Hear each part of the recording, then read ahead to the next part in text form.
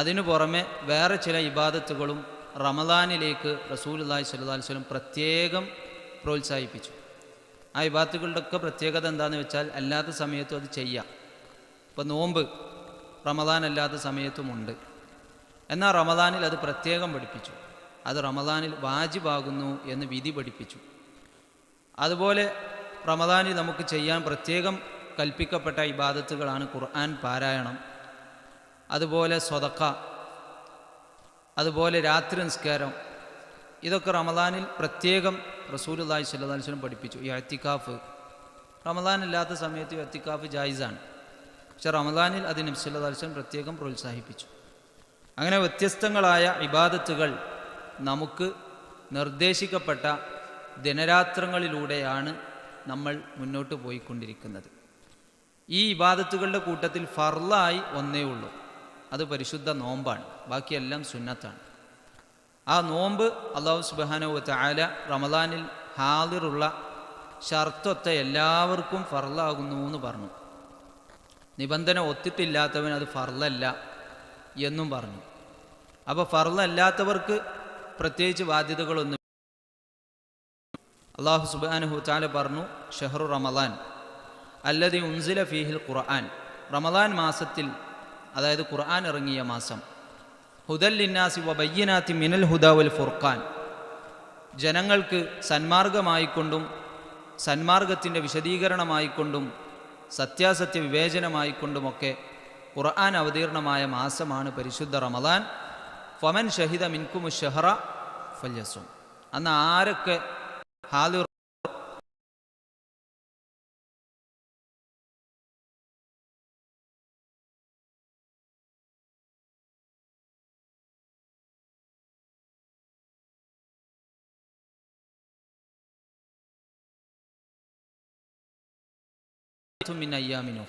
വേറെ സമയത്ത് നോറ്റ് കൂട്ടിക്കൊള്ളട്ടെ.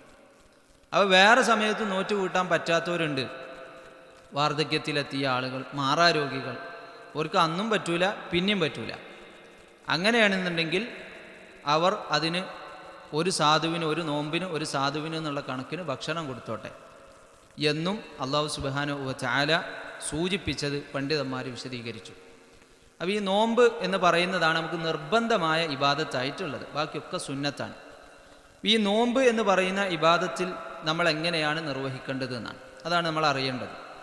നോമ്പിൻ്റെ കർമ്മശാസ്ത്രം എന്ന് പറഞ്ഞാൽ, നോമ്പ് എന്ന് പറഞ്ഞ ഇബാദത്ത് നമ്മളെങ്ങനെ നിർവഹിക്കണം എന്നറിയലാണല്ലോ. ഇസ്ലാമിൽ 5 തൂണുകളിൽ ഒരു തൂണാണ് ഈ റമദാനിലെ നോമ്പ്. ഷഹാദത്ത് കലിമ സാക്ഷ്യം വഹിച്ച് പ്രഖ്യാപിക്കൽ, അതാണ് 1.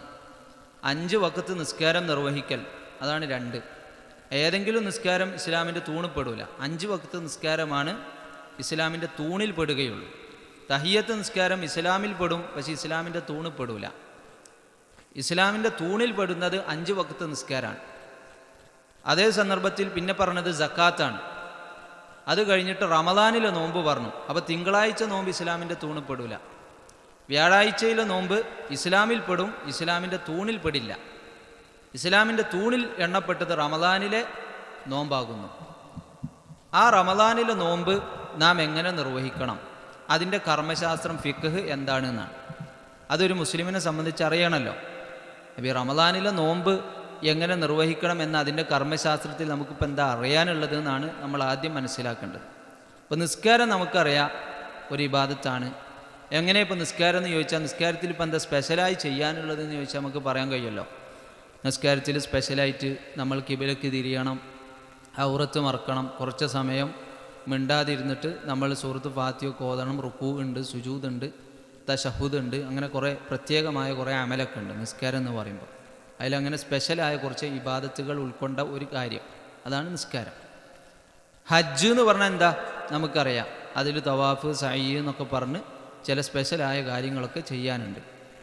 എന്ന പോലെ ചിന്തിച്ചാൽ നോമ്പിൽ നമുക്ക് സ്പെഷ്യലായി ചെയ്യാനുള്ള ഇബാദത്ത് എന്താണ്? നിസ്കാരത്തിലുണ്ടെന്ന് പറഞ്ഞു, ഹജ്ജിലുണ്ടെന്ന് പറഞ്ഞു. ഇപ്പോൾ ഖുർആൻ ഓതുക ഇബാദത്താണല്ലോ. എന്താ ഇപ്പോൾ ഖുർആൻ ഓതുക എന്ന് പറഞ്ഞാൽ ഞാനിരുന്ന് ഇങ്ങനെ പാട്ടുപാടി അത് ഖുർആനാവില്ല. ഞാനിരുന്നാൻ അബീ ഹുറൈറത്ത റളിയല്ലാഹു അൻഹു അൻ റസൂലില്ലാഹി സ്വല്ലല്ലാഹു അലൈഹി വസല്ലം എന്ന് പറഞ്ഞാൽ അതും ഖുർആനാവില്ല. ഖുർആൻ എന്ന് പറഞ്ഞാൽ അള്ളാഹു ഇറക്കിയ അള്ളാഹിൻ്റെ വചനങ്ങളിൽ ചില പ്രത്യേക വചനങ്ങൾ, അത് ഞാൻ അങ്ങനെ ഓതണിനാണ് ഖുർആൻ ഓതുക എന്ന് പറയാം. എന്ന പോലെ നോമ്പ് എന്ന് പറഞ്ഞ ഇബാദത്ത് ആവാൻ ഞാൻ സ്പെഷ്യലായി ചെയ്യാനുള്ള കാര്യം എന്താ? നമ്മളെ കണക്കിൽ നോമ്പ് പറഞ്ഞാൽ ഫജ്ർ മുതൽ മഗ്‌രിബ് വരെയാണ്.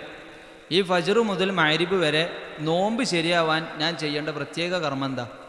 റുക്കൂ സുജൂദ് എന്നൊക്കെ പറഞ്ഞ മാതിരി ചെയ്യേണ്ട ഒന്നുമില്ല. അപ്പോൾ എളുപ്പമാണ് നോമ്പിൻ്റെ ഫിഖ് എന്ന് പറഞ്ഞാൽ. ഉത്തരം അതാണ്, ഒന്നും ചെയ്യല്ല. നോമ്പ് ശരിയാവാൻ ഒന്നും ചെയ്യല്ല, ചിലതൊക്കെ ചെയ്യാതിരുന്നാൽ മതി. അപ്പോൾ അതെന്താ പറഞ്ഞാൽ മതി, എന്ത് ചെയ്യരുത് എന്ന് പറഞ്ഞാൽ മതി. നോമ്പ് ശരിയാവാൻ പ്രത്യേകിച്ച് ഒന്നും ചെയ്യാനില്ല. നിസ്കാരത്തിന് പ്രത്യേകിച്ച് ചെയ്യണ്ടേ? ഖുർആൻ ഓതാൻ ചിലതൊക്കെ ചെയ്തിട്ട് വേണം, എന്നാലേ ഖുർആൻ ഓതിയെന്ന് പറയുള്ളൂ. ഇത് നോമ്പെടുത്തടോ എന്ന് ചോദിച്ചാൽ ആ നോമ്പെടുത്തു എന്ന് പറയാൻ നീ എന്താ ഇപ്പോൾ പ്രത്യേകം ചെയ്തത്? ഒന്നും ചെയ്യണ്ട, നോമ്പിലൊന്നും ചെയ്യാനില്ല. അപ്പോൾ പിന്നെ നോമ്പിൻ്റെ കർമ്മശാസ്ത്രം എന്ന് പറഞ്ഞാൽ എന്ത് ചെയ്യരുത് എന്നറിയലാണ്. അതാണ് നോമ്പ്. നോമ്പിൻ്റെ ഫിഖ് എന്ന് പറഞ്ഞാൽ അതാണ്. നോമ്പുകാരൻ എന്ത് ചെയ്തുകൂടാ, എന്ത് ചെയ്യാൻ പാടില്ല, അതാണ് നോമ്പ് എന്ന് പറയുന്നത്. അപ്പോൾ അത് അല്ലാഹു സുബ്ഹാനഹു വ തആല വ്യക്തമാക്കി വിശുദ്ധ ഖുർആനിൽ, അതുപോലെ നബി സല്ലല്ലാഹു അലൈഹി വസല്ലം ഹദീസിലും വ്യക്തമാക്കി. അപ്പോൾ അങ്ങനെ നോമ്പുകാരൻ ചെയ്യാൻ പാടില്ലാത്തത് എന്താണെന്ന് ചോദിച്ചാൽ ചില കാര്യങ്ങളൊക്കെ അവൻ ചെയ്യുന്നത് നിർത്തിവെക്കണം എന്നാണ്, ചെയ്യാൻ പാടില്ല എന്നാണ്. ഒന്ന് തീറ്റയാണ്, തിന്നാൻ പാടില്ല എന്നാണ്. രണ്ട്, വിശുദ്ധ ഖുർആനിൽ പറഞ്ഞത് കുടിക്കൽ, അതും പറ്റൂല എന്ന് പറഞ്ഞു. തിന്നൽ, കുടിക്കൽ. മൂന്ന്, വിശുദ്ധ ഖുർആനിൽ പറഞ്ഞത് ഭാര്യ-ഭർതൃ ബന്ധമാണ്, അതും പറ്റൂല എന്ന് പറഞ്ഞു. നാല്, നബി സല്ലല്ലാഹു അലൈഹി വസല്ലം ഹദീസിൽ പറഞ്ഞു മനഃപൂർവ്വം ഛർദ്ദിക്കൽ പാടില്ല എന്ന് പറഞ്ഞു. അഞ്ചാമത്തത് റസൂലുള്ളാഹി സ്വല്ലല്ലാഹു അലൈഹി വസല്ലമിൻ്റെ വാചകത്തിൻ്റെ പ്രത്യക്ഷ രൂപം, അതിൽ അഭിപ്രായ വ്യത്യാസമുണ്ട്, അതിന് അവസാനം വിശദീകരിക്കാം. ഹിജാമ ചെയ്യൽ അഞ്ചാമത്തത്. ഇതാണ് നോമ്പ് മുറിക്കണ കാര്യങ്ങൾ. ഒന്നെന്താണ്? ഭക്ഷണം കഴിക്കൽ, അത് പാടില്ല എന്ന് പറഞ്ഞു. വെള്ളം കുടിക്കാൻ പാടില്ല, ഭാര്യ-ഭർതൃ ബന്ധം പാടില്ല, മനഃപൂർവ്വം ഛർദ്ദിക്കാൻ പാടില്ല, ഹിജാമ ചെയ്യാൻ പാടില്ല. ഇതാണ് നോമ്പ് മുറിക്കണ കാര്യങ്ങളിൽ നമുക്ക് എണ്ണാൻ പറ്റിയ കാര്യങ്ങൾ. നേർക്ക് നേരെ വന്നാൽ ഇതൊക്കെയാണ് ഇപ്പോൾ ഉള്ളത്. ഇനി ബാക്കി ഇത്ര ഉള്ളൂ എന്നുണ്ടെങ്കിൽ വേറെ കുറേ സംശയം വന്നു. ഈ 5 ആണെന്നുണ്ടെങ്കിൽ എളുപ്പമായിരുന്നു. പക്ഷെ അപ്പോൾ ആൾക്കാർ ചോദിക്കൽ ഇപ്പം എന്താ ഇൻസുലിൻ കുത്തിവെക്കാൻ പറ്റും. ഇപ്പം ഇന്നലെ ഒരാൾ ചോദിച്ചതാണ്, ഇൻസുലിൻ കുത്തിവെച്ചാൽ നോമ്പ് മുറിയാം. വേറൊരാൾ ചോദിച്ചു ബ്ലഡ് എടുത്താൽ, പരിശോധനയ്ക്ക് ബ്ലഡ് എടുത്താൽ നോമ്പ് മുറിയുമെന്ന് ചോദിച്ചു. അപ്പോൾ ഇതിനിപ്പോൾ എന്താ ഉത്തരം? അടുത്ത ആൾ ചോദിച്ചത് ആവി പിടിച്ചാൽ, അതൊക്കെ ഇപ്പോൾ ഈ ഒരു റമദാൻ്റെ അടുക്ക് വീണ്ടും ചോദ്യം വന്നതാണ്. ആവി പിടിച്ചാൽ നോമ്പ് മുറിയാം, നല്ല ജലദോഷമുണ്ട്, ആവി പിടിക്കാൻ പറ്റുമോ? ആവി പിടിച്ചാൽ നോമ്പ് മുറിയുമോ? ഇതിനിപ്പോൾ എന്താ ഉത്തരം? ഇത് ഈ 5 ഉത്തരം കണ്ടിട്ട് വേണം. 5 ഇപ്പോൾ ഖുർആനും ഹദീസൊന്നും കിട്ടുന്നത്. ഒന്ന് ഭക്ഷണം കഴിക്കുക, വെള്ളം കുടിക്കുക, ഭാര്യ-ഭർതൃ ബന്ധം, അതുപോലെ മനഃപൂർവ്വം ഛർദ്ദിക്കുക, അത് കഴിഞ്ഞാൽ ഹിജാമ ചെയ്യുക. ഈ ഹിജാമ ചെയ്യണമെങ്കിൽ അഭിപ്രായ വ്യത്യാസമുണ്ട്, അവസാനം പറയും. അപ്പോൾ ഇതിലേക്ക് ചേർക്കണം. അപ്പോൾ ഇതിലേക്ക് എങ്ങനെ ചേർക്കാനാണ് ഖിയാസ് എന്ന് പറയും. ഇതിലേക്ക് തുലനം ചെയ്യുക. അത് ആര് ചെയ്യണം? അറിയണവർ ചെയ്യണം, നമ്മൾ ചെയ്താൽ പറ്റില്ല. നമ്മൾ ഖിയാസ് ചെയ്താൽ പരിഗണിക്കൂല, പണ്ഡിതന്മാരെ ചെയ്തു വെച്ചു. ഇനി അത് മനസ്സിലാക്കി കഴിഞ്ഞാൽ ഇതിൻ്റെയൊക്കെ ഉത്തരമായി. അപ്പം ഇതിൽ ആദ്യം പറഞ്ഞത് അല്ലാഹു സുബ്ഹാനഹു വ തആല പറഞ്ഞു കുലു വശ്റബു ഹത്താ യതബയ്യന ലക്കുമുൽ ഖൈത്തുൽ അബിയദു മിനൽ ഖൈത്തിൽ അസ്വദി മിനൽ ഫജ്ർ സുമ്മ അതിമു സിയാമ ഇലൽ ലൈൽ. രാവിലെ ഫജ്ർ ആവുന്നത് വരെ നിങ്ങൾ തിന്നുക, കുടിക്കുക. പിന്നെ ഫജ്ർ ആയിക്കഴിഞ്ഞാൽ രാത്രി വരെ, മഗ്‌രിബ് വരെ നോമ്പ് പൂർത്തിയാക്കുക എന്ന് പറഞ്ഞു. അതിൽ നിന്നാണ് തിന്നാൻ പാടില്ല, കുടിക്കാൻ പാടില്ല എന്നുള്ളതിൻ്റെ രേഖ. അപ്പോൾ തിന്നരുത്, കുടിക്കരുത് എന്നുള്ളതിൻ്റെ രേഖ എന്താണെന്ന് ചോദിച്ചാൽ സൂറത്തുൽ ബഖറയിലെ ആയത്താണ്. ഇനി ഇതിലേക്ക് ഖിയാസ് ചെയ്യണം. അപ്പോൾ ഖിയാസ് ചെയ്യണമെന്നുണ്ടെങ്കിൽ ഖിയാസ് ചെയ്യാറിനായിക്ക് താരതമ്യം തുലനം ചെയ്ത് നോക്കണം, അളന്ന് നോക്കണം. അളന്ന് നോക്കണമെന്നുണ്ടെങ്കിൽ അതിൻ്റെ മാനദണ്ഡങ്ങൾ ഉറപ്പിക്കണം. അപ്പോൾ പണ്ഡിതന്മാർ പറഞ്ഞു ഈ തിന്നുക, കുടിക്കുക എന്ന് പറഞ്ഞാൽ എന്താണ്? അവിടെ നോമ്പ് മുറിക്കുക എന്ന് പറഞ്ഞാൽ, നോമ്പ് മുറിക്കുക പറഞ്ഞാൽ തിന്ന് തന്നെ. ഒരാൾ തിന്നു കഴിഞ്ഞാൽ, ഭക്ഷണം കഴിച്ചാൽ എന്തു പറയും? അയാൾ നോമ്പ് മുറിഞ്ഞു എന്ന് പറയും. അപ്പോൾ രാവിലെ പുട്ടുന്നു, നോമ്പ് മുറിഞ്ഞോ? നോമ്പ് മുറിഞ്ഞു. അത് സംശയിക്കണ്ട. ഞാൻ സംശയമില്ലാത്ത ഞാൻ പറയും ഇതിപ്പോൾ എന്താ ഇപ്പോൾ പറയാനായിക്കാൻ നിങ്ങളെ വിഷയം ഉണ്ടാവില്ലേ? അറിയണമെന്നാണ് നമുക്ക് അറിയാത്തീമക്ക് എത്താൻ പറ്റുള്ളൂ. അറിയണമെന്ന് നോക്കുക. അപ്പോൾ രാവിലെ പുട്ടുന്നാ നോമ്പ് മുറിയോന്ന് ചോദിച്ചാൽ അപ്പോൾ ആർക്കും സംശയമില്ല. ഉച്ചക്ക് ചോറ് കഴിച്ചു, നോമ്പ് മുറിയോ? നോമ്പ് മുറിയും. വൈകുന്നേരത്തെ ചായ അടിച്ചു, അപ്പോഴും നോമ്പ് മുറിയും. അപ്പോൾ ഒരാൾ കല്ല് മുണുങ്ങി, നോമ്പ് മുറിയോ?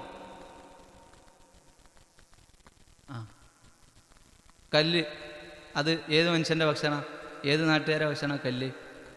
കല്ല് ഭക്ഷണമാണോ? അതാണ് ഭക്ഷണം കഴിക്കാന്നല്ല. ഭക്ഷണം കഴിക്കലാവുമ്പോൾ അതാണ് ഞാൻ പറഞ്ഞത്, പുട്ടുന്നാന്ന് ഞാൻ ഉദാഹരണം പറഞ്ഞതുകൊണ്ടാണ്. പുട്ടുന്നല് ഭക്ഷണമാണ്, സംശയമില്ല. ചോറും ചായയും ഒക്കെ ഭക്ഷണവും പാനീയത്തിലൊക്കെ പെടും. കല്ല് നമ്മളെ ഭക്ഷണമാണോ? അല്ലെങ്കിൽ കള്ളൻ, നോമ്പോറ്റ കള്ളൻ മാല മുണുങ്ങി, അല്ലെങ്കിൽ കോപ്പിയടിക്കാരാ തുണ്ട് മുണുങ്ങി, നോമ്പ് മുറിയോ? ടീച്ചർ കാണാൻ തുണ്ടാണ് മുണുങ്ങി, അയാൾ നോമ്പ് മുറിയെന്ന് ചോദിച്ചാൽ ഉത്തരം നോമ്പ് മുറിയുന്നതാണ്. മുറിയില്ല എന്ന് പറയാൻ നമുക്ക് പ്രതികേടുണ്ട്, വേണ്ട മുറിയില്ല എന്ന് പറയേണ്ട, നോമ്പ് മുറി. പക്ഷേ ഇപ്പം എങ്ങനെ? ഭക്ഷണം കഴിച്ചോ? അപ്പോൾ പണ്ഡിതന്മാർ ഇതിക്ക് കിയാസ് ചെയ്തു. എന്താ കിയാസ്? ഒന്നുകിൽ പറയും ഭക്ഷണം കഴിക്കുക എന്ന് പറയും, അല്ലെങ്കിൽ പറയും ഭക്ഷണം കഴിക്കുന്ന അർത്ഥത്തിലാവുക, അല്ല ഭക്ഷണം കഴിക്കുന്ന രൂപത്തിലാകുക.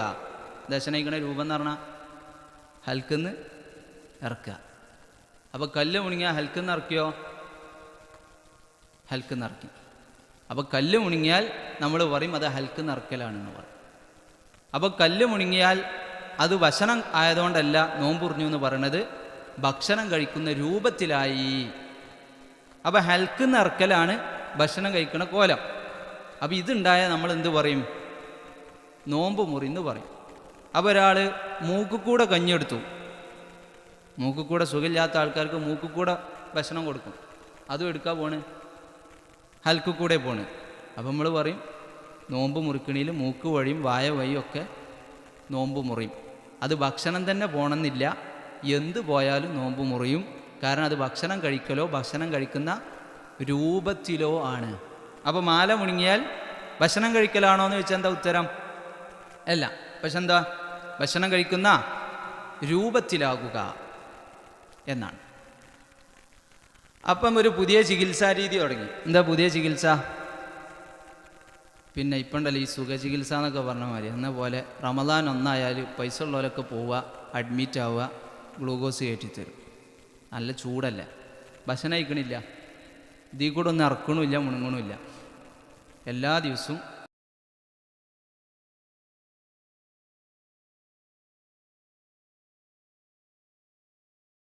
മുറിയും.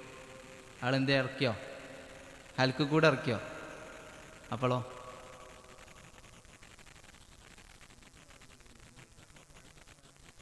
പിന്നെന്താ പറയാ? ആ മാനദണ്ഡം വരണോ? കിയാസാവണ്ടേ? ഭക്ഷണം കഴിക്കുന്ന അർത്ഥത്തിലാവുക. ഫി മഅനൽ അഖിൽ, ഭക്ഷണം കഴിക്കുന്ന അർത്ഥത്തിലാവുക. ഭക്ഷണം കഴിക്കണോണ്ടുള്ള എന്താ ഗുണം? വിശപ്പ് മാറും, ദാഹം മാറും, ക്ഷീണം മാറും. ഇതാണല്ലോ ഇപ്പോൾ ഭക്ഷണം. പോഷകം വരണം, ഗ്ലൂക്കോസ് കയറ്റിയത് ഉണ്ടാവുമോ? ഉണ്ടാവും. അപ്പോൾ അയാളോട് പറയും അയാൾ ഭക്ഷണം കഴിക്കുന്ന അർത്ഥത്തിലായി നോമ്പ് മുറിഞ്ഞു പറയും. അപ്പോൾ 3 ഞാൻ പറഞ്ഞത്. ഒന്നെന്താ? ശരിക്കും ഭക്ഷണം കഴിക്കുക. അപ്പോൾ അതിൽ നമുക്ക് ഉദാഹരണം ഒരുപാട് പറയാം. ഭക്ഷണത്തിൻ്റെ ലിസ്റ്റാണ് ഇട്ടാൽ അതൊക്കെ ഉദാഹരണം. 2, ഭക്ഷണം കഴിക്കുന്ന രൂപത്തിലാവുക. 3, ഭക്ഷണം കഴിക്കുന്ന അർത്ഥത്തിലാകുക. ഇത് 3 എന്തായി? നോമ്പ് മുറിഞ്ഞു. അപ്പം ഞാൻ ചോദിക്കാം, ഒരാൾ പാരസിറ്റാമോൾ കുടിച്ചു, നോമ്പിന് നല്ല പനി, അപ്പോൾ പകൽ പാരസിറ്റാമോൾ കുടിച്ചു, നോമ്പ് മുറിയോ? നോമ്പ് മുറിയും. ഏത് വകുപ്പിലാണ്? ഈ 3 പെടുക. ഭക്ഷണം കഴിക്കുക അതിൽ പെടുമോ? ഇനി ഉത്തരങ്ങൾ പറയും. ഭക്ഷണം കഴിക്കണേ പെടുമോ?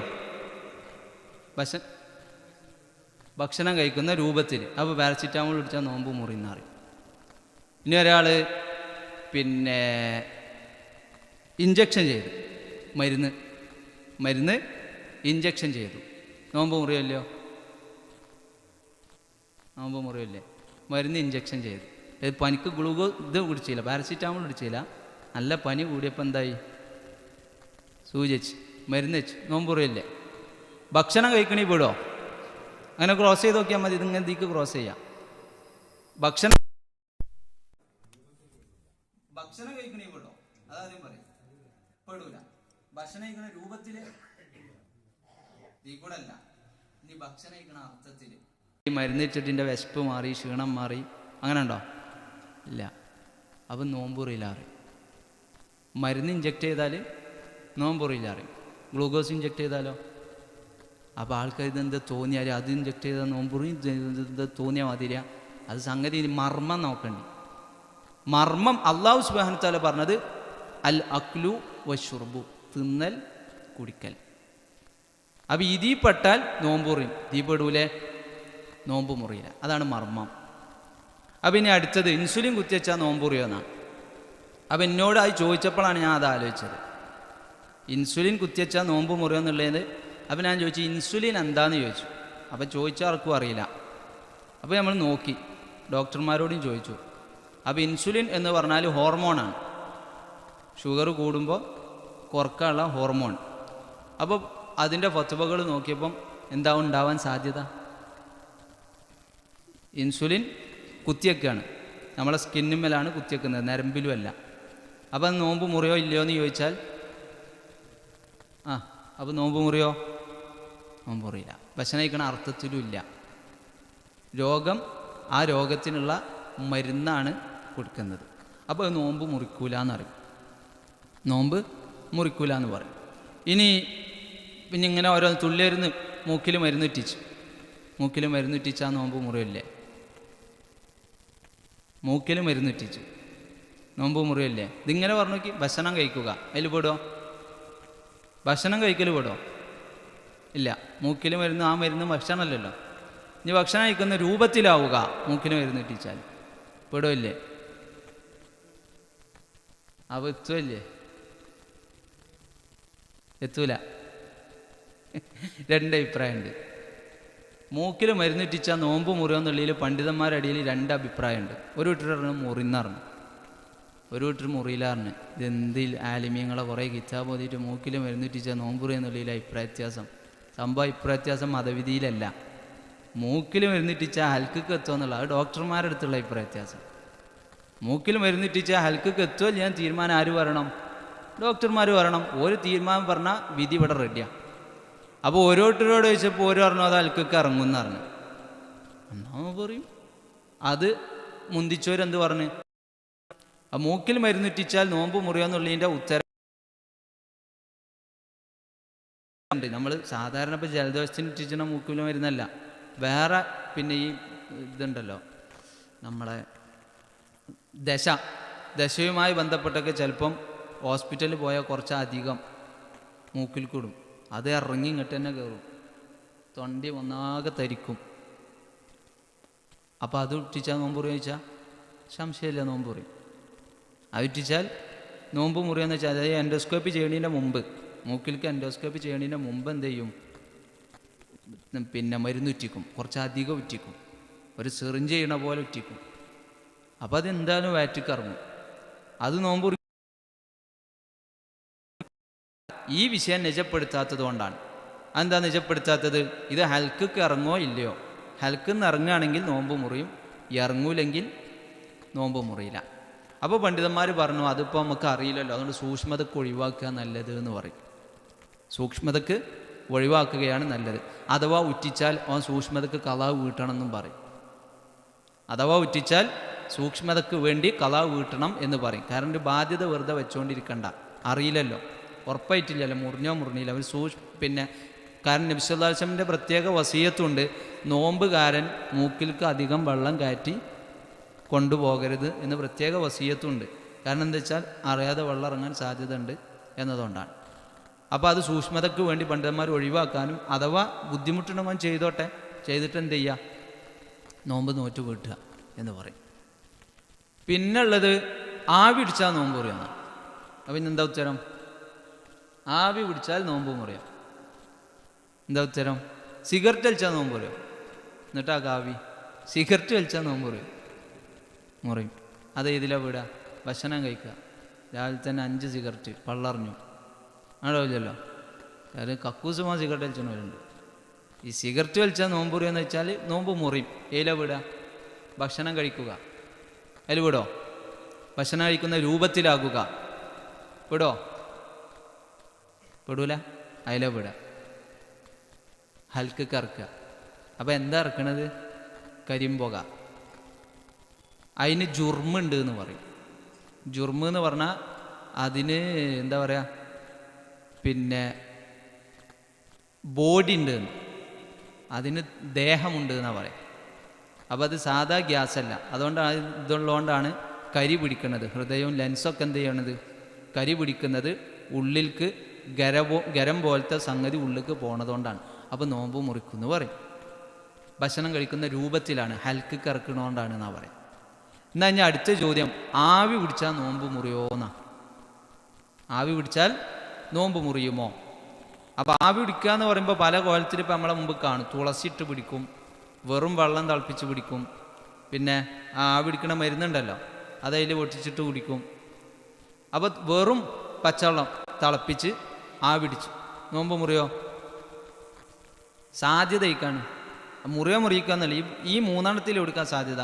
ഭക്ഷണം കഴിക്കുക, ഭക്ഷണം കഴിക്കുന്ന രൂപത്തിലാകുക, ഭക്ഷണം കഴിക്കുന്ന അർത്ഥത്തിലാവുക. ഇതിൽ ഏല സാധ്യത? ഏല സാധ്യത? രൂപത്തിലാവാൻ സാധ്യതയുണ്ട്.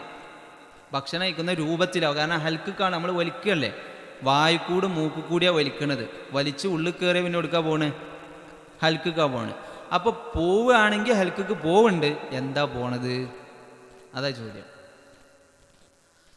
അപ്പം എന്താ പോണ്? നമ്മൾ ഓക്സിജൻ വലിച്ച് ഉള്ളിൽ കയറ്റുന്നുണ്ട്, അതിന് അപ്പുറത്ത് എന്തെങ്കിലും ഉണ്ടോ? ഇല്ല എന്ന് അറിഞ്ഞ അറിഞ്ഞു, നോമ്പുറിയില്ല അറിഞ്ഞു, എന്തുണ്ട് തോന്നണ്. അപ്പോൾ പറഞ്ഞത് നോമ്പ് മുറിയും. അപ്പം ഇതിലെന്തെന്ന് നിജപ്പെടുത്തുന്നിടത്താണ്. ഇതിലെന്തെന്ന്, അതുകൊണ്ട് പണ്ഡിതന്മാരുടെ കിതാബിലൊക്കെ കാണാം, റമദാൻ്റെ പകലിൽ ആവി പിടിക്കാതിരിക്കുകയാണ് വേണ്ടത് പറയും. കാരണം അത് മതവിധിയുടെ പ്രശ്നമല്ല, ഇതെന്ത് എന്ന് തീരുമാനാവാത്തിൻ്റെ വിഷയമാണ്. പക്ഷെ ആധുനിക ഫുഖഹാക്കളൊക്കെ ആവി പിടിച്ചാൽ നോമ്പ് മുറിയില്ല എന്ന് ഏകദേശം ഐക്യപ്പെട്ട പോലെയാണ്.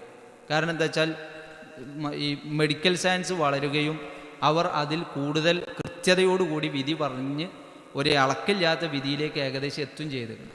അപ്പോൾ പറയാം ആവി പിടിച്ചാൽ എന്തില്ല, നോമ്പ് മുറിയൂല എന്നുള്ളിടത്താണ് ആധുനിക ഫുഖഹാക്കളൊക്കെ ഇപ്പോൾ ഏകദേശം എത്തി നിൽക്കുന്നത്. പഴയ കാലത്താണ് ഈ അഭിപ്രായ വ്യത്യാസം അധികമായിട്ടുണ്ടായിരുന്നത്. കാരണം അന്ന് മെഡിക്കൽ സയൻസ് അത്ര തന്നെ വികസിച്ചിട്ടില്ല, ഇത്ര തന്നെ തീരുമാനമാവാനുള്ളൊരു ഉറപ്പ് കിട്ടിയിട്ടില്ല. പക്ഷെ ഇപ്പോൾ ഏകദേശം ഏറെക്കുറെ എല്ലാവരുടെയും ഫത്വകൾ ഏകോപിച്ച് വരുന്നുണ്ട്. ആവി പിടിച്ചാൽ, അഥവാ കേവല പച്ചവെള്ളത്തിൽ നമ്മൾ തിളപ്പിച്ചിട്ട് ആവി പിടിച്ചാൽ എന്തില്ല,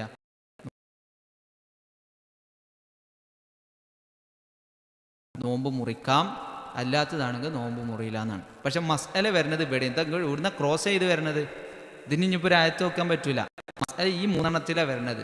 ഭക്ഷണം കഴിക്കുക, ഭക്ഷണം കഴിക്കുന്ന രൂപത്തിലാകുക, ഭക്ഷണം കഴിക്കുന്ന അർത്ഥത്തിലാവുക. ഇനിയിപ്പം ഇതിലേക്ക് സമാനമായിട്ട് ഇപ്പം എന്താ വരിക? ഈ ഇത് നല്ല ബിരിയാണി ചെമ്പ് മണത്തു, അല്ലെങ്കിൽ അടുക്കളയിൽ പണിയെടുക്കുന്ന ആളുകൾ, അപ്പോൾ ഓർക്ക് എന്തായാലും പുകയടിച്ച് മൂക്ക് കയറും. അപ്പോൾ നോമ്പ് മുറിയോ? എന്താ ഉത്തരം? സിഗരറ്റ് വലിച്ചാൽ നോമ്പ് മുറിയും.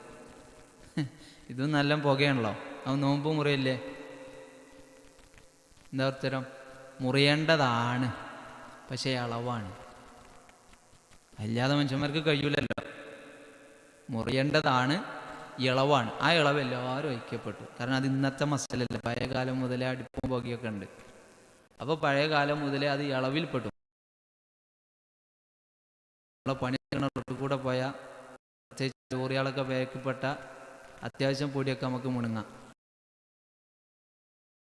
കയ്യിൽ വരും. അപ്പോൾ അതിലൊക്കെ പെട്ട ഒരാളുടെ നോമ്പ് മുറിഞ്ഞോന്ന് ചോദിച്ചാൽ എന്താ പറയുക? മുറിഞ്ഞിട്ടില്ല എന്ന് പറയും. അതിങ്ങനെ ഹാന്ന് പറഞ്ഞു. അപ്പോൾ ഈച്ച കയറി നോമ്പ് മുറി ചോദിച്ചാൽ നോമ്പ് മുറിയില്ല എന്ന് പറയും. അത് ഇളവാകുന്നു എന്നാണ് പറയും. അപ്പോൾ അതിൽ പെടും ഈ പാകം ചെയ്യുന്നിടത്ത് ഈ പുക വന്ന് കയറുക, പ്രകൃതിയിൽ സംഭവിക്കുന്ന പിന്നെ നമ്മുടെ കഴിവുപ്പെടാത്തടത്തുനിന്ന് നമ്മളെ മൂക്കോ വായുക്കോ വല്ലതും കയറിപ്പോവുക, അതൊന്നും എന്തല്ല.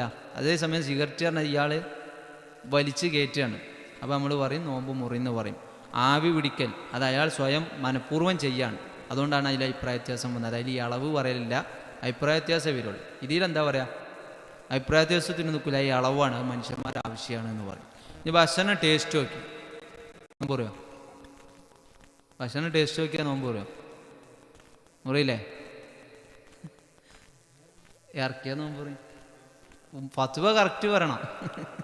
ഭക്ഷണം ടേസ്റ്റ് നോക്കിയാൽ നോമ്പ് പറഞ്ഞാൽ സുഖമല്ലോ. എല്ലാവരും വന്ന് ഒരു തുള്ളി ടേസ്റ്റ്, എല്ലാവരും നാരങ്ങൻ്റെ വെള്ളം മധുരം എല്ലാവരും വന്ന് നോക്കുക. അതല്ല, ഭക്ഷണം ടേസ്റ്റ് നോക്കിയാൽ ഇറക്കാഞ്ഞാൽ നോമ്പ് മുറിയില്ല എന്നേ പറയാൻ പാടുള്ളൂ. ഇറക്കാഞ്ഞാൽ എന്തില്ല, നോമ്പ് മുറിയില്ല. പക്ഷെ ടേസ്റ്റ് നോക്കലിൻ്റെ വിധി കറാഹത്താണ്, ആവശ്യമുള്ളവനക്ക് ഒഴികെ. ആവശ്യമുള്ളവനെന്ന് പറഞ്ഞാൽ ആരാധന അതിൻ്റെ കാർമ്മികത്വം വഹിക്കണ്. ടേസ്റ്റ് നോക്കാൻ വിധി അറിയാം അയാൾ, എല്ലാവരും പോയി ടേസ്റ്റ് നോക്കിയാൽ കറാഹത്താണ്. അതേസമയം അതിൽ നിർവഹിക്കുന്നത് ആരാണോ അയാൾക്ക് എന്ത് ചെയ്യുക? അപ്പം ബാക്കിയെല്ലാം കറാഹത്ത്.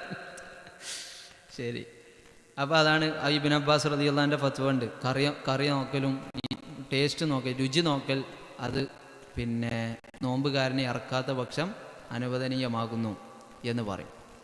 ഇനിയിപ്പോൾ അതിലിപ്പോൾ എന്താ വരുന്നത്? ഉദാഹരണം ഇതേപോലെ കുറേ ഉണ്ട്. ഇപ്പോൾ ഈ മറ്റേ ഇത് അറ്റാക്കിയർക്ക് നാവിൻ്റെ അടിയിൽ മരുന്ന് വെക്കും. അപ്പോളോ നോമ്പ് മുറിയില്ലേ? അറ്റാക്കിയർക്ക് നാവിൻ്റെ അടിയിൽ മരുന്ന് വെച്ചാൽ ഇത് മസാല തീല വരിക, ഈ ഭക്ഷണം കഴിക്കണിൻ്റെ അതിമല വരിക. എന്നിട്ട് അയിമെന്ന് വേണം തട്ടി തെറിപ്പിക്കാൻ, അല്ലെങ്കിൽ അതിക്ക് ചേർത്ത് വെക്കാൻ. ചേർത്ത് വെച്ചാൽ മുറിന്നാവും, അയിമെന്ന് ഒഴിവായാൽ മുറിയില്ല എന്നാവും. അപ്പോൾ പണ്ഡിതന്മാർ പറഞ്ഞത് ഹൽക്ക് കൂടെ ഇറങ്ങണില്ല, അത് അടിയിൽ വെക്കണേന്നെ എന്താ വെച്ചാൽ ഇവിടുത്തെ പിന്നെ എന്താ പറയുക, നമ്മുടെ ത്വക്കും അതേപോലെ അവിടുത്തെ ഞരമ്പുകളൊക്കെ വളരെ സോഫ്റ്റാണ്. പെട്ടെന്നത് ശരീരത്തിലേക്ക് വലിഞ്ഞ് ഹൃദയത്തിലേക്കും രക്തത്തിലേക്കും പെട്ടെന്ന് എത്തി പെട്ടെന്ന് ഷിഫക്ക് വേണ്ടിയിട്ടാണ് എന്താവണത്, ഈ അടിയിൽ മരുന്നൊക്കെ. അത് ഹൽക്ക് വഴിയല്ല അതിൻ്റെ പോക്ക്, അത് നേരെ ഞരമ്പ് കയറുകയാണ്.